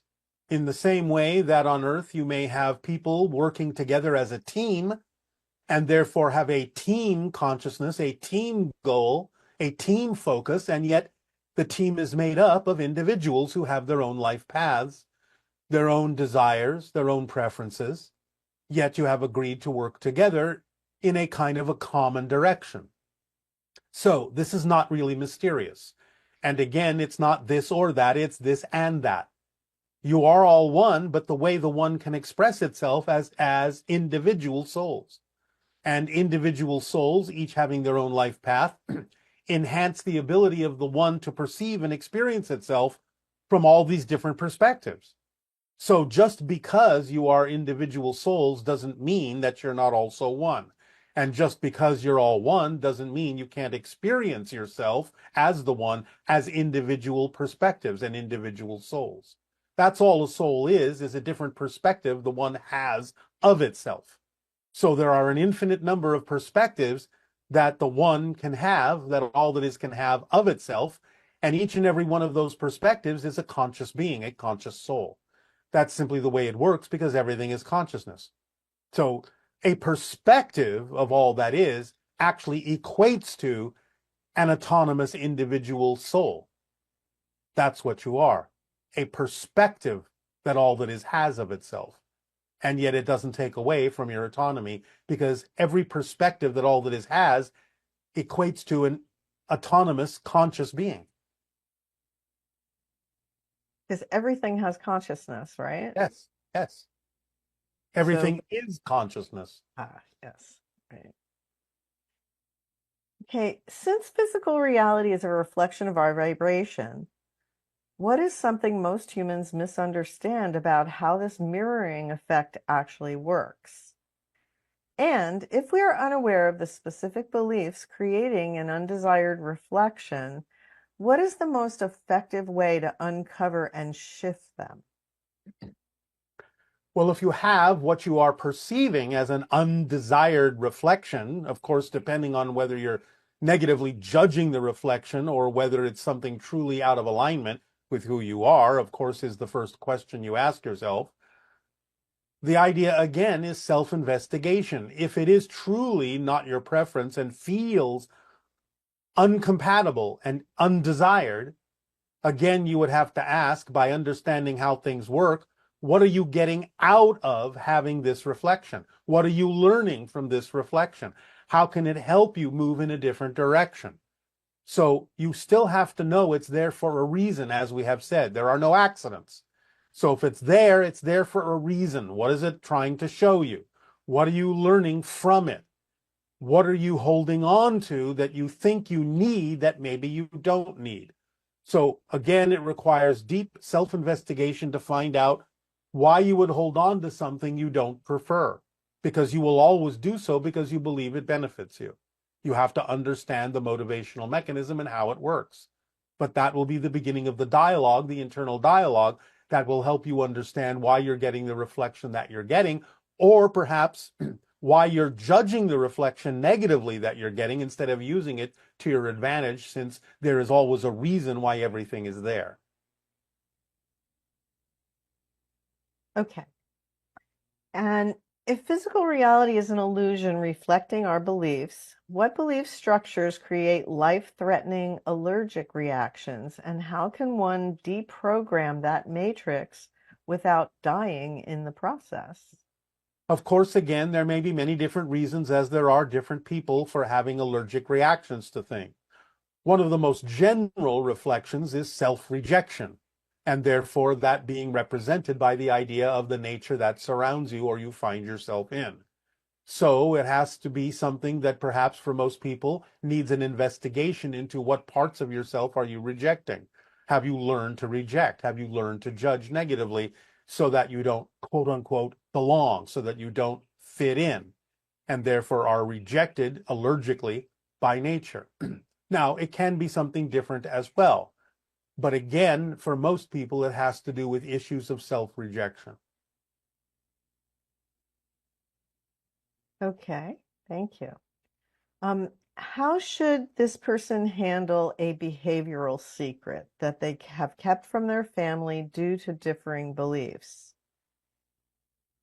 They have no negative feelings about their choice, and they don't intend to change them, but also know that sharing would cause their parents and their family heartbreak. Pay attention to what we have already said and described about the idea of consequential secrets. The idea is not necessarily to reveal something, but to simply stop the behavior if it is something that, if revealed, would have detrimental effects on others, not because of their belief system according to your belief system, but because you know it would actually break a trust or confidence or have detrimental effects from something that you have established. So what we are saying is it's not about the revealing of certain secrets that are simply representative of your personal preference that are correct for you. You don't have to reveal anything that is your personal preference that's correct for how you wish to be as a person, if you know that it might be something that will upset others. Because then the idea is that this is simply in the domain of others to not necessarily choose to be upset by the choices you're making to be your true self, if that's what's happening. So we're not talking about the revealing of personal preferences that someone else might find upsetting. We are simply talking about the idea that if you're holding on to a secret that represents a behavior that you know, if revealed, would be the idea of dismantling the trust that exists between you because of what you have established with them, having to do with the circumstance and situation that you may be going against. It's about just stopping the behavior so that you don't have the secret anymore. So that if someone asks you, is this happening? Are you doing this? You can honestly say no. And this person is saying that if everything is synchronistic and they attract the perfect lessons that they need to learn, does it make sense to, for example, wear a helmet on a motorcycle or have insurance? If they're positive, and then every experience, every disease, every injury is welcomed as a beautiful opportunity for growth. Do you still protect yourself? And is there anything like protection, as I cannot protect myself from my own reflection anyway. This is a person who is not getting the point that is existing even within their own question. Of course you protect yourself. The idea of asking, do I need to protect myself by wearing a helmet if I ride a motorcycle, is the result of a lesson you have learned. So the idea is not to avoid those obvious things that can protect you. Stay grounded in this, stay balanced in this, and understand that the whole idea, perhaps in your society, of wearing a helmet or having insurance are the results of learning lessons to protect yourself. It's not about trying to avoid the obvious. It's not about trying to be so spiritual that I don't need to do these things. It's about understanding how things work in your reality and learning the lesson. Of course, wearing a helmet will protect you because that is the lesson you learn if you fall down and injure your head without a helmet. So the things that you're talking about avoiding are actually the lessons you need to learn in a typical physical reality. That's really a great understanding, you know? Yes. Don't be so spiritual that you forget that following the lessons of physical reality is just as spiritual as anything. Now, this questioner is saying that her boyfriend completely refuses to believe anything that has to do with souls, UFOs, ETs. Did he and other people who think like him choose the experience of being closed-minded about these topics before incarnating on Earth? And if not, is there a way to help them wake up? There may not be. Yes, it is a situational choice of the spirit to know that they are going into a reality where things like spirit, UFOs, ETs, the expansion of consciousness are going to become part and parcel of the expansion of humanity in this particular time frame, in this day and age. Therefore, going into the idea that they have fear about these things and refuse to acknowledge that they could be possibilities is part of their particular choices and lessons that they have chosen to learn. They may not learn it. It may be their life path to not open up to these things, but that's all right. Again, it may simply be an opportunity for them to realize that these things do exist. They're simply afraid of changing their entire worldview paradigm at this particular point because they have a belief system that says they cannot handle it or that everything would come crashing down. There's really no way to allow them to wake up to the fact that these things exist other than gentle conversation, gentle exploration, if they're willing to be exposed to it. But again, it's not necessarily your job to convince them of these things because you don't know their life path. Their life path may be to deny these things until a certain point where they will wake themselves up by putting themselves in a circumstance that is undeniable. But we'll see if that's what they have chosen. There's no way to assume that that's what they have chosen. Now, this questioner is asking if you could clarify what you mean about a theme for this life. Do you mean what passion we choose to follow, what our main purpose is in coming here? Or do you mean what shadow aspects of our character are we going to deal with in this lifetime? Both. It has to do, your theme, with both the passions that are representative of who you are and the letting go of the shadow side that represents who you are not. So this is why we say the greatest challenges that occur in your life are usually representative of your themes, both positive and negative. So it has to do both with being true to yourself and acting on your passion, and at the same time letting go of the things that are not who you really are, letting go of the fear-based beliefs. So it's both. Okay, and this individual has these really interesting synchronicities. They frequently notice plumbing-related signs, billboards for plumbing, trucks and vans advertising plumbing, And even times when they searched for restaurants on Yelp and they still only get plumbing services to appear. What is the synchronicity of plumbing trying to convey? Could my higher self, guides, or angels be sending me a message? And if so, what might that message be? You might have some pipes that need to be unclogged. So it might be a way of saying you need to clear out your system perhaps both energetically and even physically. It might have things to do with your diet. It might have things to do with your health. It might have things to do simply with belief systems that you need to let go of to clean out your pipes, so to speak. Great. Could you help this person bring more understanding to the concept of money?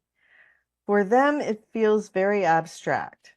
When they receive other forms of abundance, money seems more complicated for them to receive. And they experience a paradox where personally they don't need money, but at the same time they need it to pay off debts, live comfortably, and be financially independent.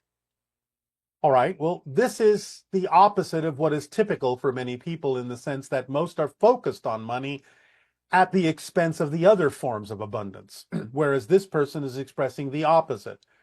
They're okay with all the other forms of abundance, but they have issues around money. And therefore, they're not actually allowing money to be equal to the other forms in much the same way, but in the opposite sense that most people are understanding that they have a focus on money, but are not allowing the other forms of abundance to be equal to money. In this case, this person is not allowing money to be equal to the other forms of abundance. So they're going about it in the opposite way from most people. They have to allow money to be just as valid, just as equal, just as easily attracted when necessary as any other form of abundance that they find they are easily able to attract. So it's about getting into an understanding of why they may have a specific relationship with that particular form or expression of exchange or abundance on your planet that somehow makes it stand out more differently than any other form of abundance that we've talked about that they may find more ease with. Okay, thank you. Yes. And this person is saying they're passionate about self-expression, self-exploration, personal development, and growth. And reading and discovering new knowledge like what you offer is something they truly love. And this journey has been their way of understanding why they've felt so unhappy for so long. Thinking about my path, I realize I'm passionate about sharing what I learn with others. I want to start coaching to help people discover themselves and break free from feeling stuck. But what holds them back is this feeling that despite all the coaching and permission slips they've encountered, they still feel stuck and haven't found lasting joy. How can they support the idea of coaching when it hasn't fully worked for themselves? You will learn what you need by actually taking the action of coaching. You learn by doing. You learn by experience. You will grow. You will gain insights. But you have to start the actions. This is of paramount importance and why we say you have to act on your passion. It's the action, the physical action that will bring you more information, bring you understanding, bring you inspiration, bring you what you need to help others as well. So you have to start taking the action. If you don't have the actions, you're not going to gain more experience. You're not going to gain more knowledge. You're not going to gain more ability to help others if you don't help yourself by actually taking the actions to help others too. That's how you learn. You help them, you help yourself. Is feeling stuck also a form of procrastination? It can be. So again, it may be, oh, I'm not worthy yet. I'm not capable of sharing anything yet. It may be self-judgment. It may be many things. And therefore, you are not taking the actions. You are waiting. You are procrastinating, using it as an excuse because you don't think that what you have to give already is worthwhile. So yes, it can be a form of procrastination. So the idea of taking action in some form in that direction can eventually help you break through whatever barriers to understanding your issue is? This is why we sometimes say if you feel stuck, go and volunteer to help people in some way, shape, or form other than what you would typically do. It will get you out of your head. It will get you out of yourself in a good way. You will start to learn things and then perhaps can transfer those lessons by volunteering for something other than what you would typically do that will then be transferable to what it is you are truly passionate about. So one way or another, the actions you take to help others in some situation, whether immediately representative of your passion or not, can unstick you by putting you in an unexpected situation where you're being of assistance and being of help to others. It can transfer to what you actually ultimately would prefer and are passionate about doing. Just take the action. That's the most important thing. So if you can't take the action in the direction of what you know you're passionate is about, go and volunteer for something unexpected, helping people, feeding people, clothing people, reading to people, building houses for people, whatever it takes, volunteer to help, and you will find yourself getting unstuck not only in the idea of the actions you take in your volunteer work, but also getting unstuck in the direction of your passion as well. And does the idea of chaos, when it arises in physical reality, also provide an opportunity to be unstuck? It can, because it turns everything upside down. Everything is unexpected. And when everything is unexpected, then all bets are off, as you say. That means anything could happen. And you can take advantage of that stream. You can take advantage of that momentum. Anything can happen, including the things that are representative of you acting on your passion. So by all means, you can take advantage of things loosening up in a positive way. And that's, again, the importance of staying in a positive state so that no matter what happens and no matter how chaotic something may seem, you will get the advantage of using chaos to your benefit, because now all bets are off and anything can happen to your advantage. And in line with that idea of history repeating itself, and like you were saying about protection, things we've learned. Yes.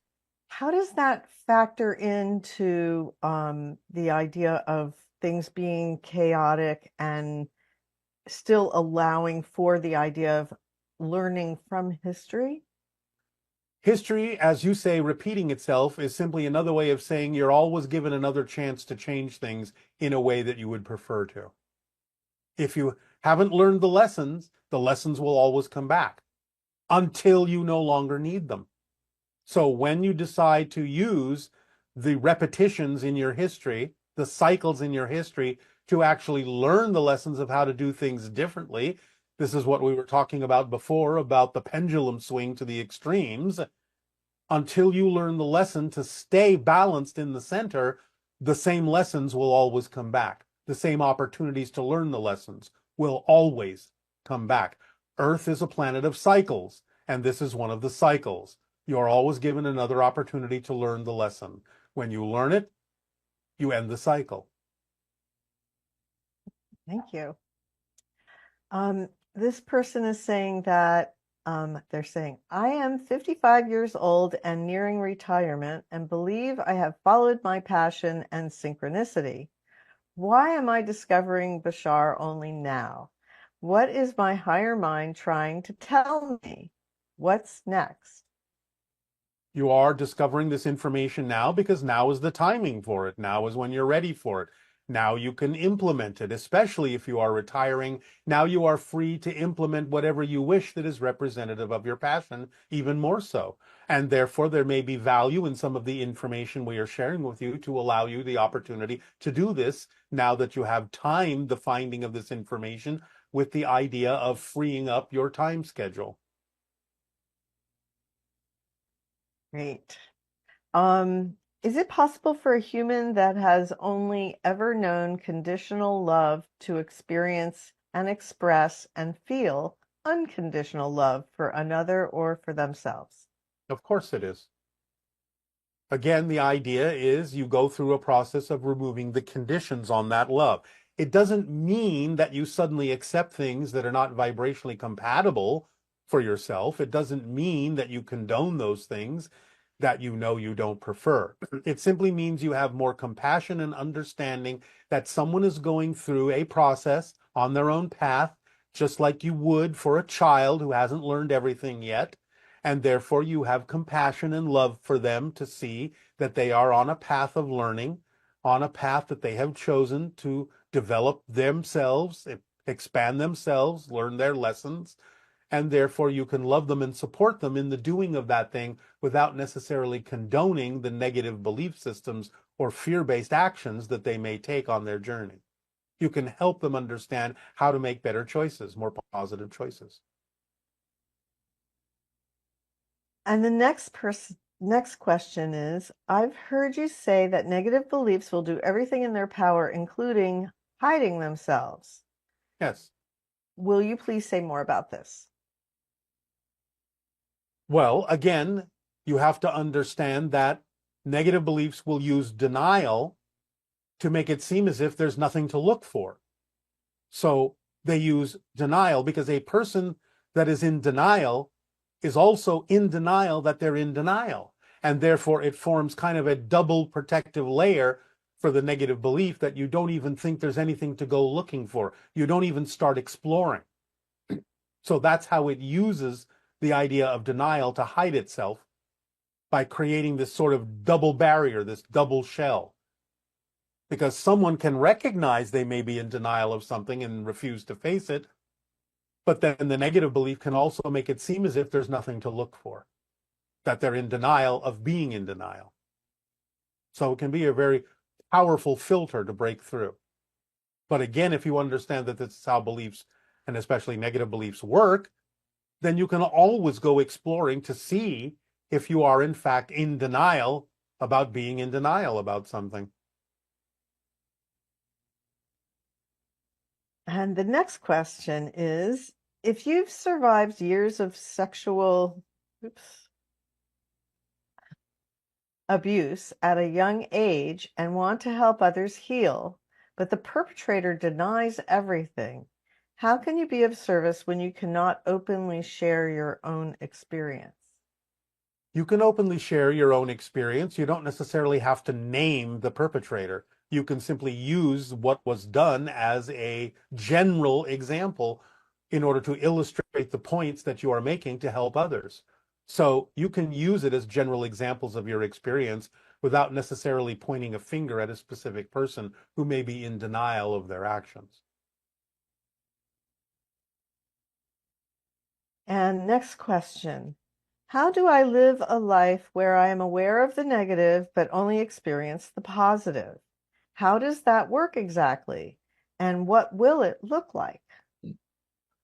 Again, you can be aware that there will always be an opportunity to choose the negative, but you have to get to a point where you realize it makes no sense to do so.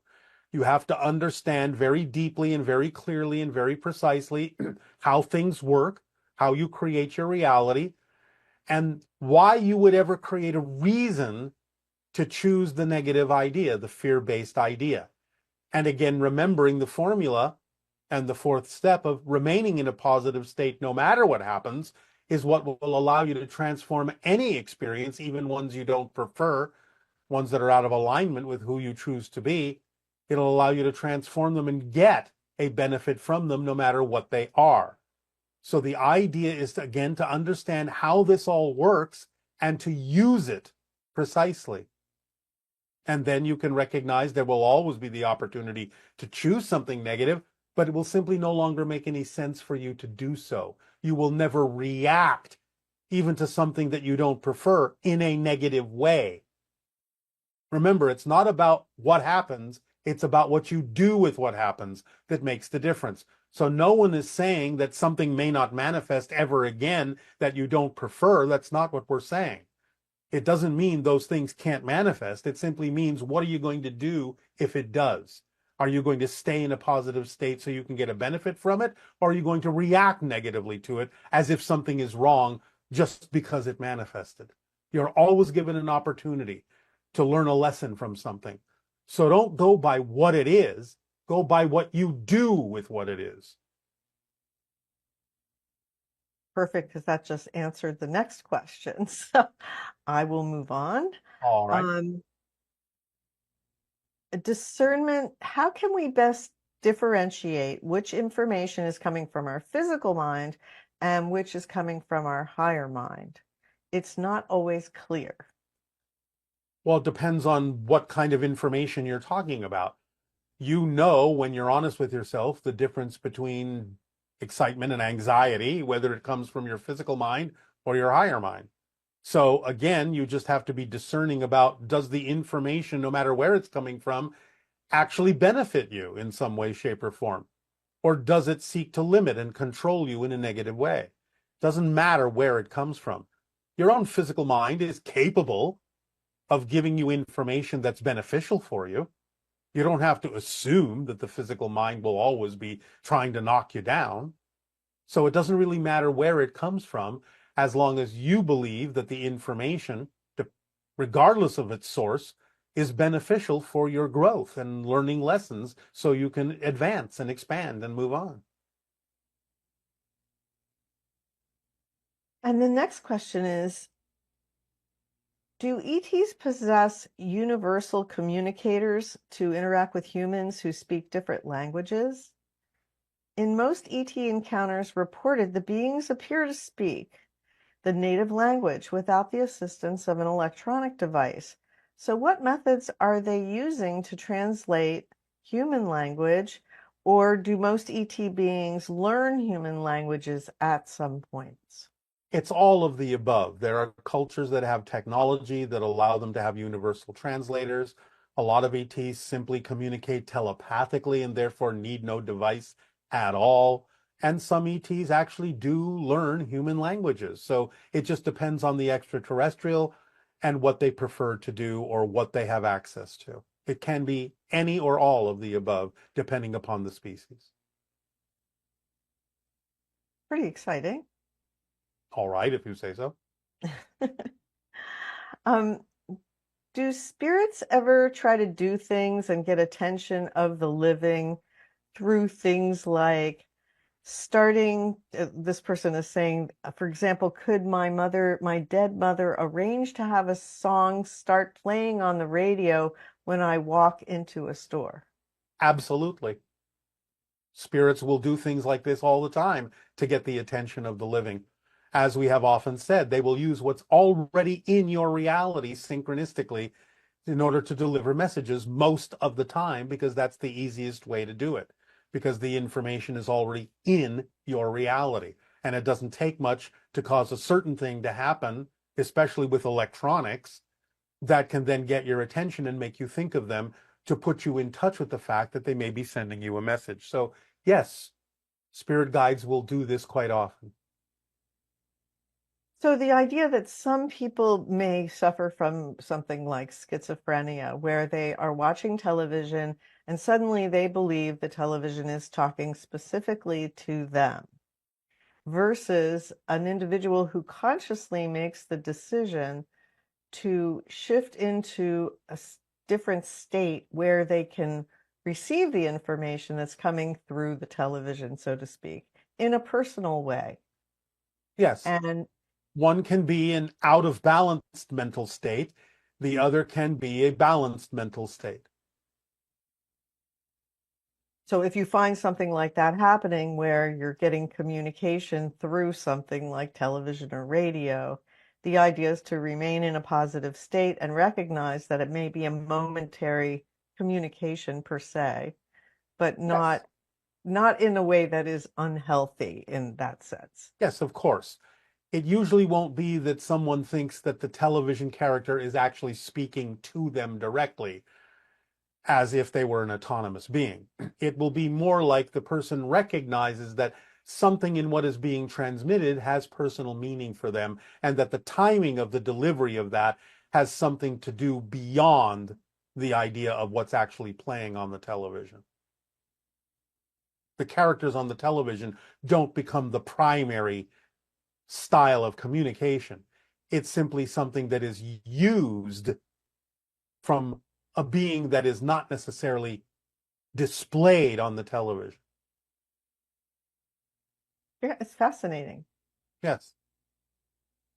Now, as open contact progresses and humanity evolves, will we someday be able to connect with people in spirit as easily as it is for us to call someone who's still alive on the telephone? Yes. We do it all the time in my society. Can we have Zoom calls with the deceased? Well, you don't need the Zoom to do it. Eventually, you'll be able to simply perceive them and communicate with them, again, on a telepathic level. And what's the time frame for that to happen? Depends on the individual. Obviously, there are individuals who can do that now. You usually refer to them as sensitive or psychics. But for the majority of your society to have this ability, probably within the next 100 of your years. Very interesting. And when we leave physical Earth, do we retain only our level of consciousness after death? What happens to the mind? No book or source seems to explain what occurs with the mind after death. Well, the physical mind is the product of belief systems that are no longer relevant when you're a spirit, but you retain the experience that the physical mind had in much the same way that you retain memories of childhood even though you're no longer a child. So the idea is the experience you had as a physical being with a physical mind is always retained as a part of you. It will always be a part of you when you go back into spirit because you need to learn from it. You need to add it to the overall information that helps you make decisions as to what to do next. So you will never lose the experience or the memories of the experience, so to speak, but you will not necessarily have a physical mind in the same way that is determined by the belief systems that create the physical mind. You will be above and beyond that. You will have your own identity. You will recognize yourself, but in a different way. And is it possible to keep shifting into realities where a loved one is alive, even though they're dead in other realities? It's a rare thing and usually not necessary because there are lessons to be had, especially in this day and age, about someone no longer physically being in your reality. I wouldn't say it's an impossibility, but it's an improbability for most people because it's simply not the way most life paths are designed on your planet at this time.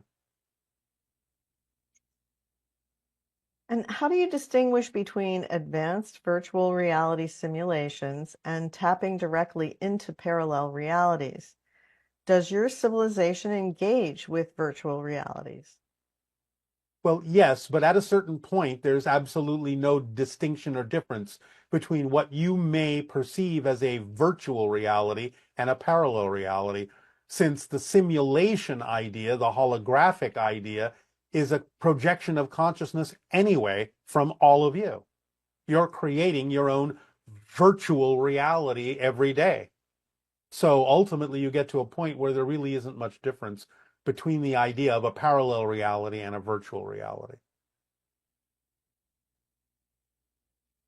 Okay, and this person is asking, they say they were on the timeline for the female to win the election, but and they had turned into joy and creativity. What happened? Now they're affected by a new administration in the timeline. And why is that? It feels like there is no glass wall between the person and the reality they're now experiencing, even though they don't prefer it. Drop your expectations and insistences. This goes back to the first conversation we had about keeping in the state of being of what you prefer in the midst of perceiving the chaos so you can be of assistance by maintaining the preferred vibration while the chaos is going along, because that's what's going to allow the momentum to ultimately bring the chaos back down to center. So it's not about being in the wrong reality. It's about staying in the preferred state that represents the outcome you would have preferred, and staying in that state will help with the idea ultimately of getting people to the point where they will ultimately tire of all the chaos. And then you can be of some assistance in helping bring that energy back toward the center instead of going to the other extreme. And since the one is the all and the all are the one, does that mean that each one of us is exploring everything infinitely? We just are not aware of doing that as individuals. Well, yes, of course, there are many different levels and aspects to your consciousness that are exploring everything simultaneously. But this idea, this level you call physical reality, and this individual personality, by definition, is exploring a particular life path that prevents you from experiencing a lot of the other things that the larger versions of you, so to speak, are also doing, because it's not relevant for the life path you wish to experience as a physical individual in this reality.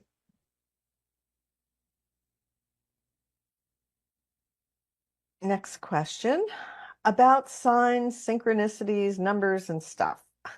Are these kinds of things always messages from our guides or our higher self, or can they just be reflections of our own limiting belief and not so much guidance as reflections of our fears and limitations? It can be either, but again, it depends upon what the symbols mean to you. You can use them in a positive or a negative way. You can say, I keep seeing this, and therefore it's reflective of the fact that I'm focusing on this particular negative belief. Or you can also say, I keep seeing this, and it's reflective of the fact that I'm focusing on a particular positive belief. It depends on how you use it. Synchronicity itself is relatively neutral. It depends on how you use it and what it means to you, what it reflects to you. So the idea that you could get excited about any synchronicity allows it to be a trigger for being in a positive state, because suddenly you recognize that everything is one, everything is orchestrated in some way. Yes. And it brings your attention to what you need to pay attention to, whether positive or negative beliefs within yourself. Now, this person is saying that they find themselves attached to their desires, following the excitement, but instead of trusting and releasing them, they attach to them, try to control them. As you know, this doesn't work very well for them. So how can they reach new levels of trust and allow themselves to surrender? Well, again, you have to stop thinking that your physical mind knows what's best all the time. It doesn't. You have to understand that holding on to a particular outcome, insisting on a particular outcome, is a limitation on what could possibly happen that would be even better. So you have to give up the idea that your physical mind knows what the ideal outcome absolutely always should be. You have to let go and let yourself know that you're imposing limitations on yourself that you don't need to impose. Even though it may seem as if I'm controlling this to make sure it comes out to be the best, that's the opposite of what you're doing by insisting on a particular outcome. You're actually limiting yourself from experiencing what you could be experiencing. So when that finally sinks in, you'll stop doing it. Unless you really prefer to keep limiting yourself. That's okay, if that's your path. But I think you sound like you're tired of it. You have said that the soul is driving the car and the ego has a wheel that is not connected to anything. I didn't say that. I didn't say that. All right. Well, Again, then this question is ego probably serves not the very purpose- good. The ego serves the purpose of allowing you to experience physical reality in a clear and precise way. But that's its job. It doesn't mean it's not connected to anything. It simply means it's not supposed to be steering the car to where you wish to go. It's just supposed to help you see where it is that the car has gone after you have steered it with the idea of acting on your passion, which is following the directions of your higher mind. And this last sentence in their question was, you will discuss that you've said you will discover that you have been in control this whole time. From the higher level, yes. So that analogy of driving the car versus realizing that at another level you're in control. So it's not that you're in control per se at this level, except for how you respond to everything that happens. Exactly. You are in control of your reactions and responses. You have the free will to decide how you will experience the idea of the life path that you have laid out from a higher level. And this person had a huge awakening journey and found integration back into 3D world of Earth very difficult. They felt very lonely walking their path. Any advice for that? The whole idea when you have a higher level vibrational experience is to bring that down to earth, not feel that you are missing something, but that you have been given a great and beautiful opportunity to know what that vibration can be like when you bring it down to earth through the actions of serving humanity by following your passion. So it's not there to make you feel alone. It's there to make you realize you are all one, and to bring that vibration and the opportunity to experience that high vibration to others as well through the work that you do in service to humanity by acting on your passion. Okay. And is life more like a single player or a multi-player game? Is free will also orchestrated? Your free will is your free will in terms of the freedom to, within the overall agreement, the collective agreement, the freedom to be the individual that you chose to be, the freedom to learn the lessons that you chose to learn in whatever way you wish to, or ignoring them completely. So you have a great degree of freedom within the game, within the rules you have agreed to play, and there are individual levels of agreement as well as collective levels of agreement.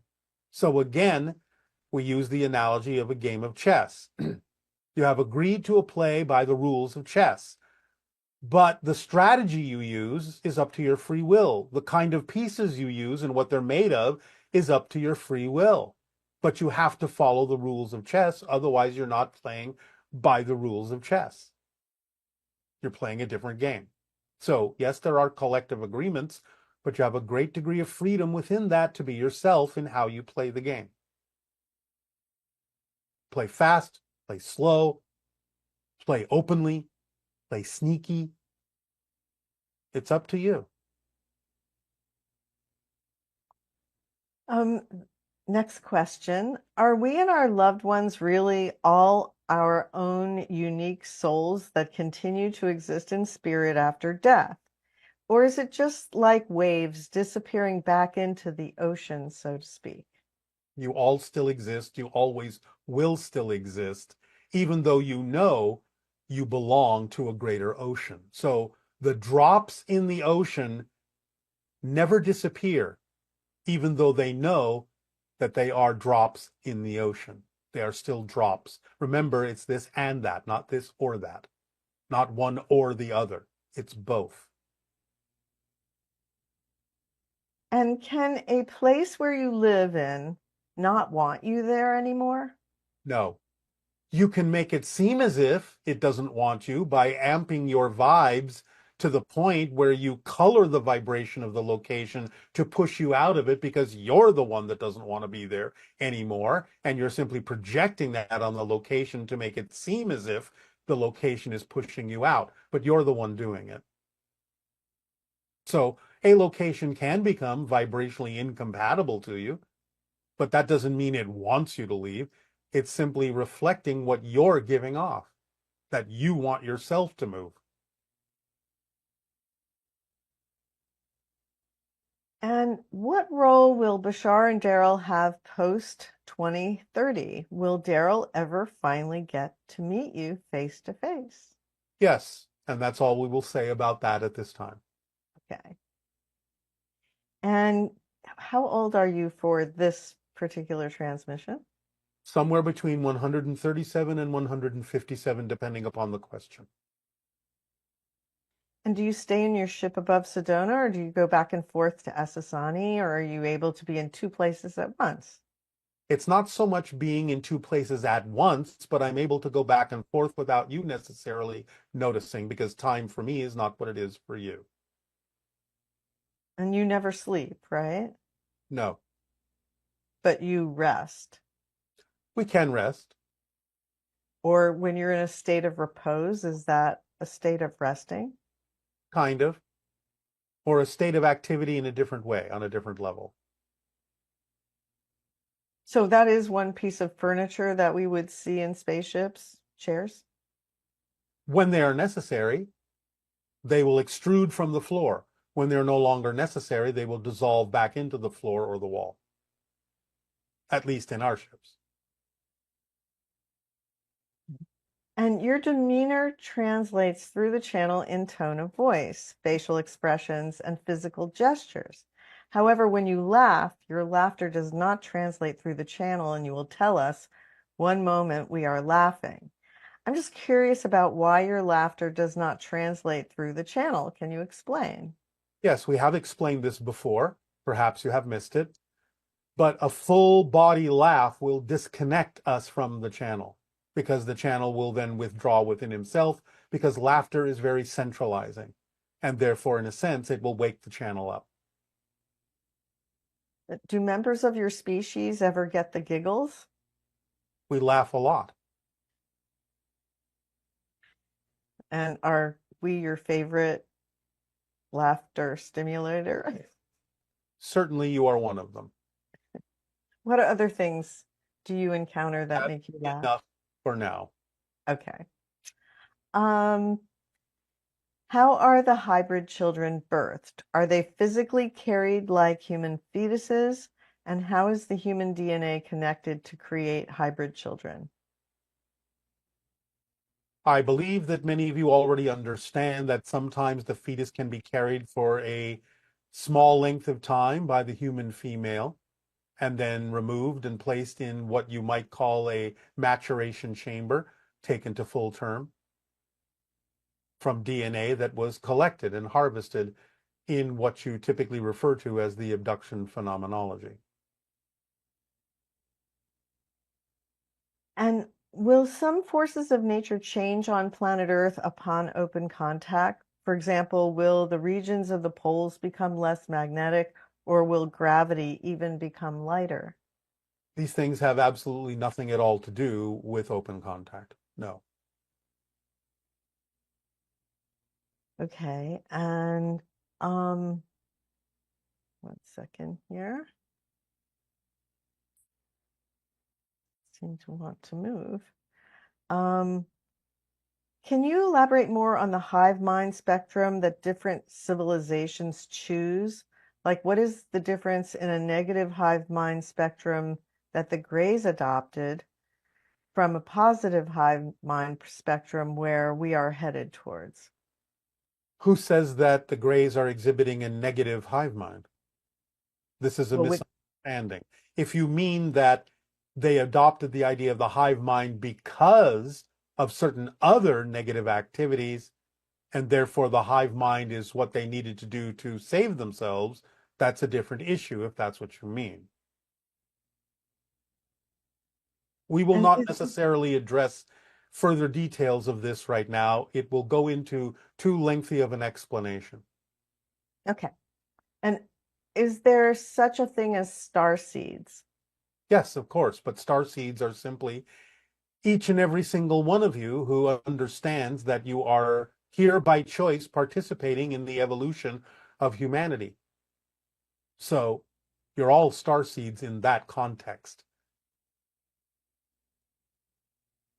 Okay. And some teachings talk about how this world is totally neutral or doesn't have inherent meaning, and that we are the ones that give it meaning with our thoughts and beliefs. But you've also seen things in this world that have their own properties too, like some foods seem to be healthy, some substances seem to do certain things, etc. Can you help clarify this? Is everything neutral outside of our perception, or do things have their own vibrations and properties only.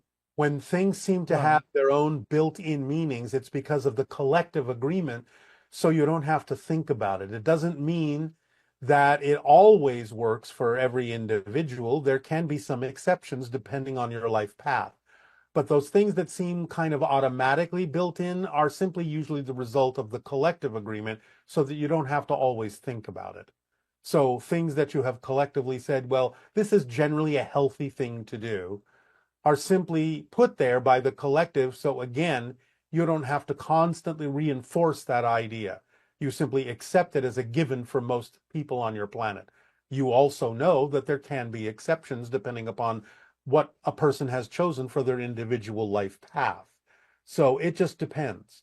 But yes, it's all neutral to begin with, and the collective agreement may make some things seem to have built-in meaning, but that's just because of the collective agreement. They can be superseded by some people if that's part of their life path to do so. Okay. And is there a cosmic battle going on between negative ETs and good ETs? No. Okay. And I guess I'll find the last question here. This person is asking about time and progression. From what they understand, it can take hundreds, if not thousands of years to progress from one density to the next. If we are all timeless beings, how is it that some beings like yourself have evolved so much farther than us? Is existence one endless loop that once we become one with Source, again we start all over? It's not quite the way that you're depicting this. And again, remember, you experience time by definition in physical reality to experience growth and expansion in a certain way. And certain cycles can make things take a long time depending upon the processes that are necessary in which a group of individual souls has decided to band together to evolve. We have had a head start. We are a physical race that is artificial and therefore have been given a head start, which is why we are more advanced than you are. We didn't start from scratch, so to speak, in the way that our souls progress. But the idea in general is that, yes, you're timeless beings, but not in terms of physical beings. In physicality, you experience time, and therefore, in time, you experience evolution, and therefore, you experience cycles and timing and things like that. You are only timeless when you're non-physical. Okay, great. Thank you. Thank you so much for all this information. I hope everyone found it beneficial and expansive, and we really appreciate it. It is our passion and our pleasure and our deep appreciation and unconditional love to all of you. Allow yourselves now to move forward and become relaxed. Enjoy.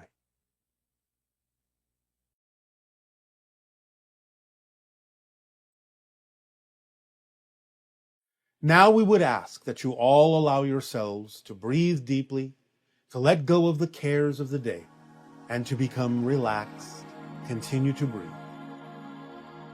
Allow yourselves, with whatever device you may wish to impose visually or auditorily upon your meditation, to simply drift and open up your imagination and your mind.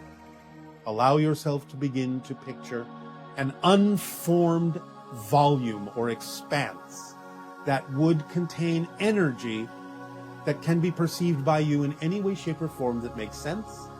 It can be seen to be a field of atoms, dots, or just a flow of diaphanous energy or light, however you wish to visualize this, but allow it to be something amorphous, something homogeneous, something unformed, like you're looking at a body of water that's just ebbing and flowing, so that you experience the idea of what you would typically refer to as a chaotic volume, a chaotic reality, a chaotic realm, where there is seemingly no structure.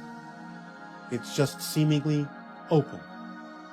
There's an ebb and a flow, but there seems to be randomness, no pattern to it. Just things happening. No rhyme, no reason. just ebbing and flowing in all directions, no directions, back and forth, up and down, unexpectedly, no pattern to the timing at all. Just random fluctuations in a variety of ways, whatever your imagination so desires.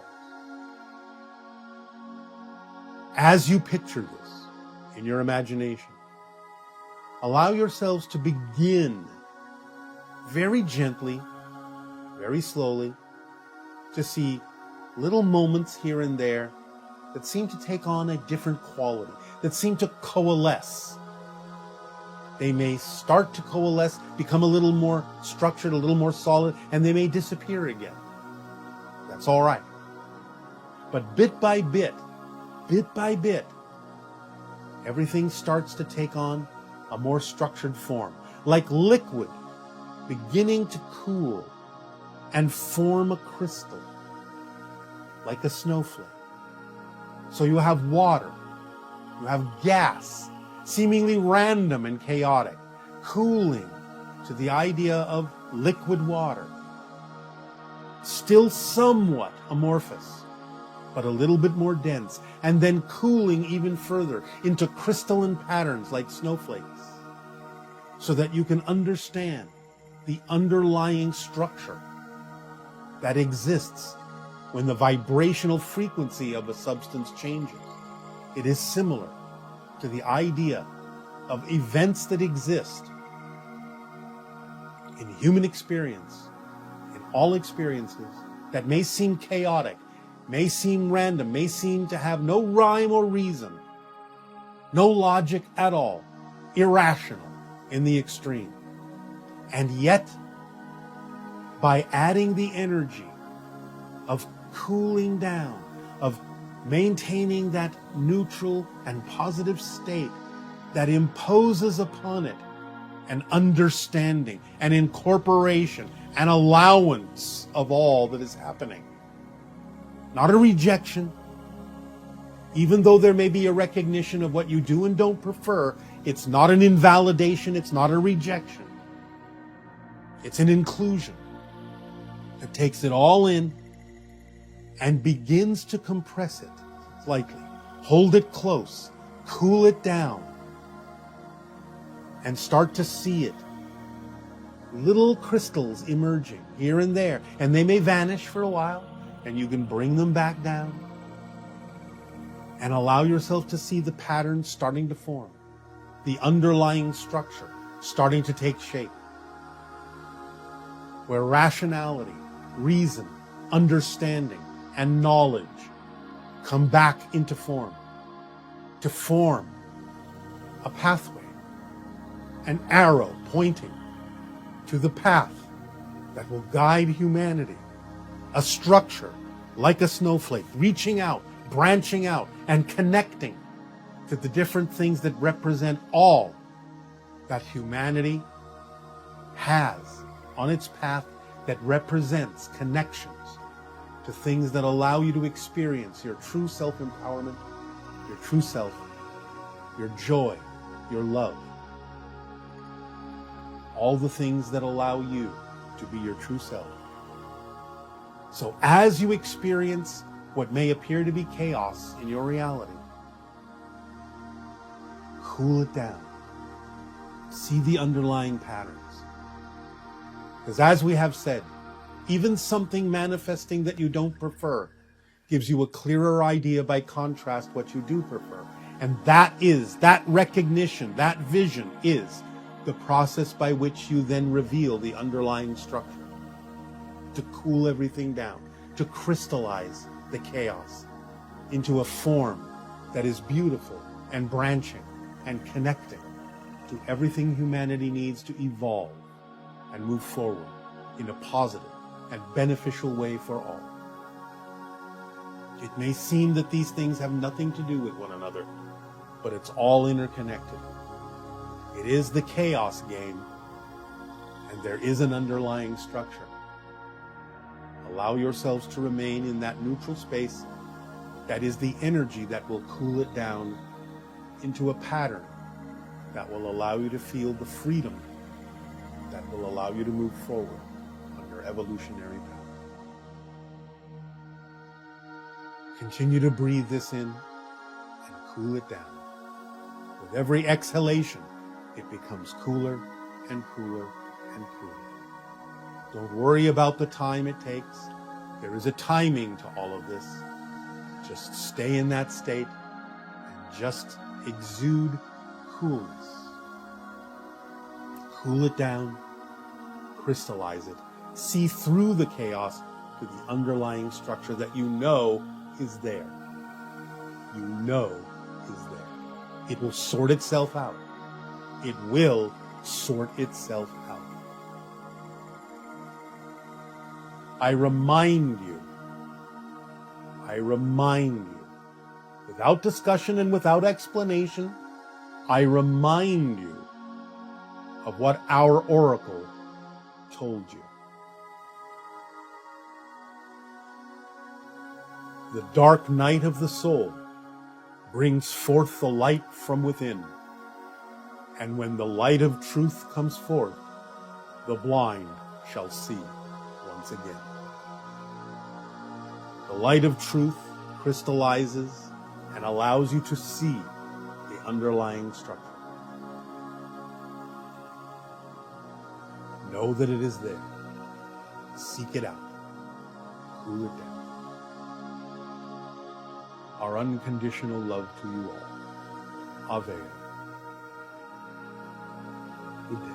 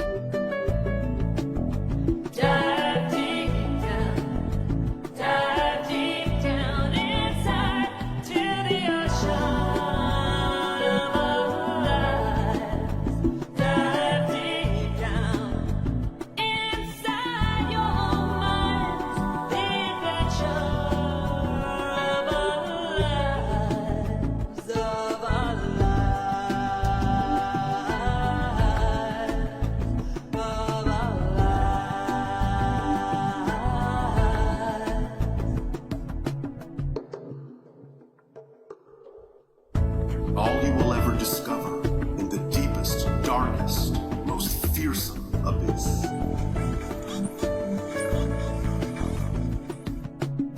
You will discover nothing but more and more and more of yourself.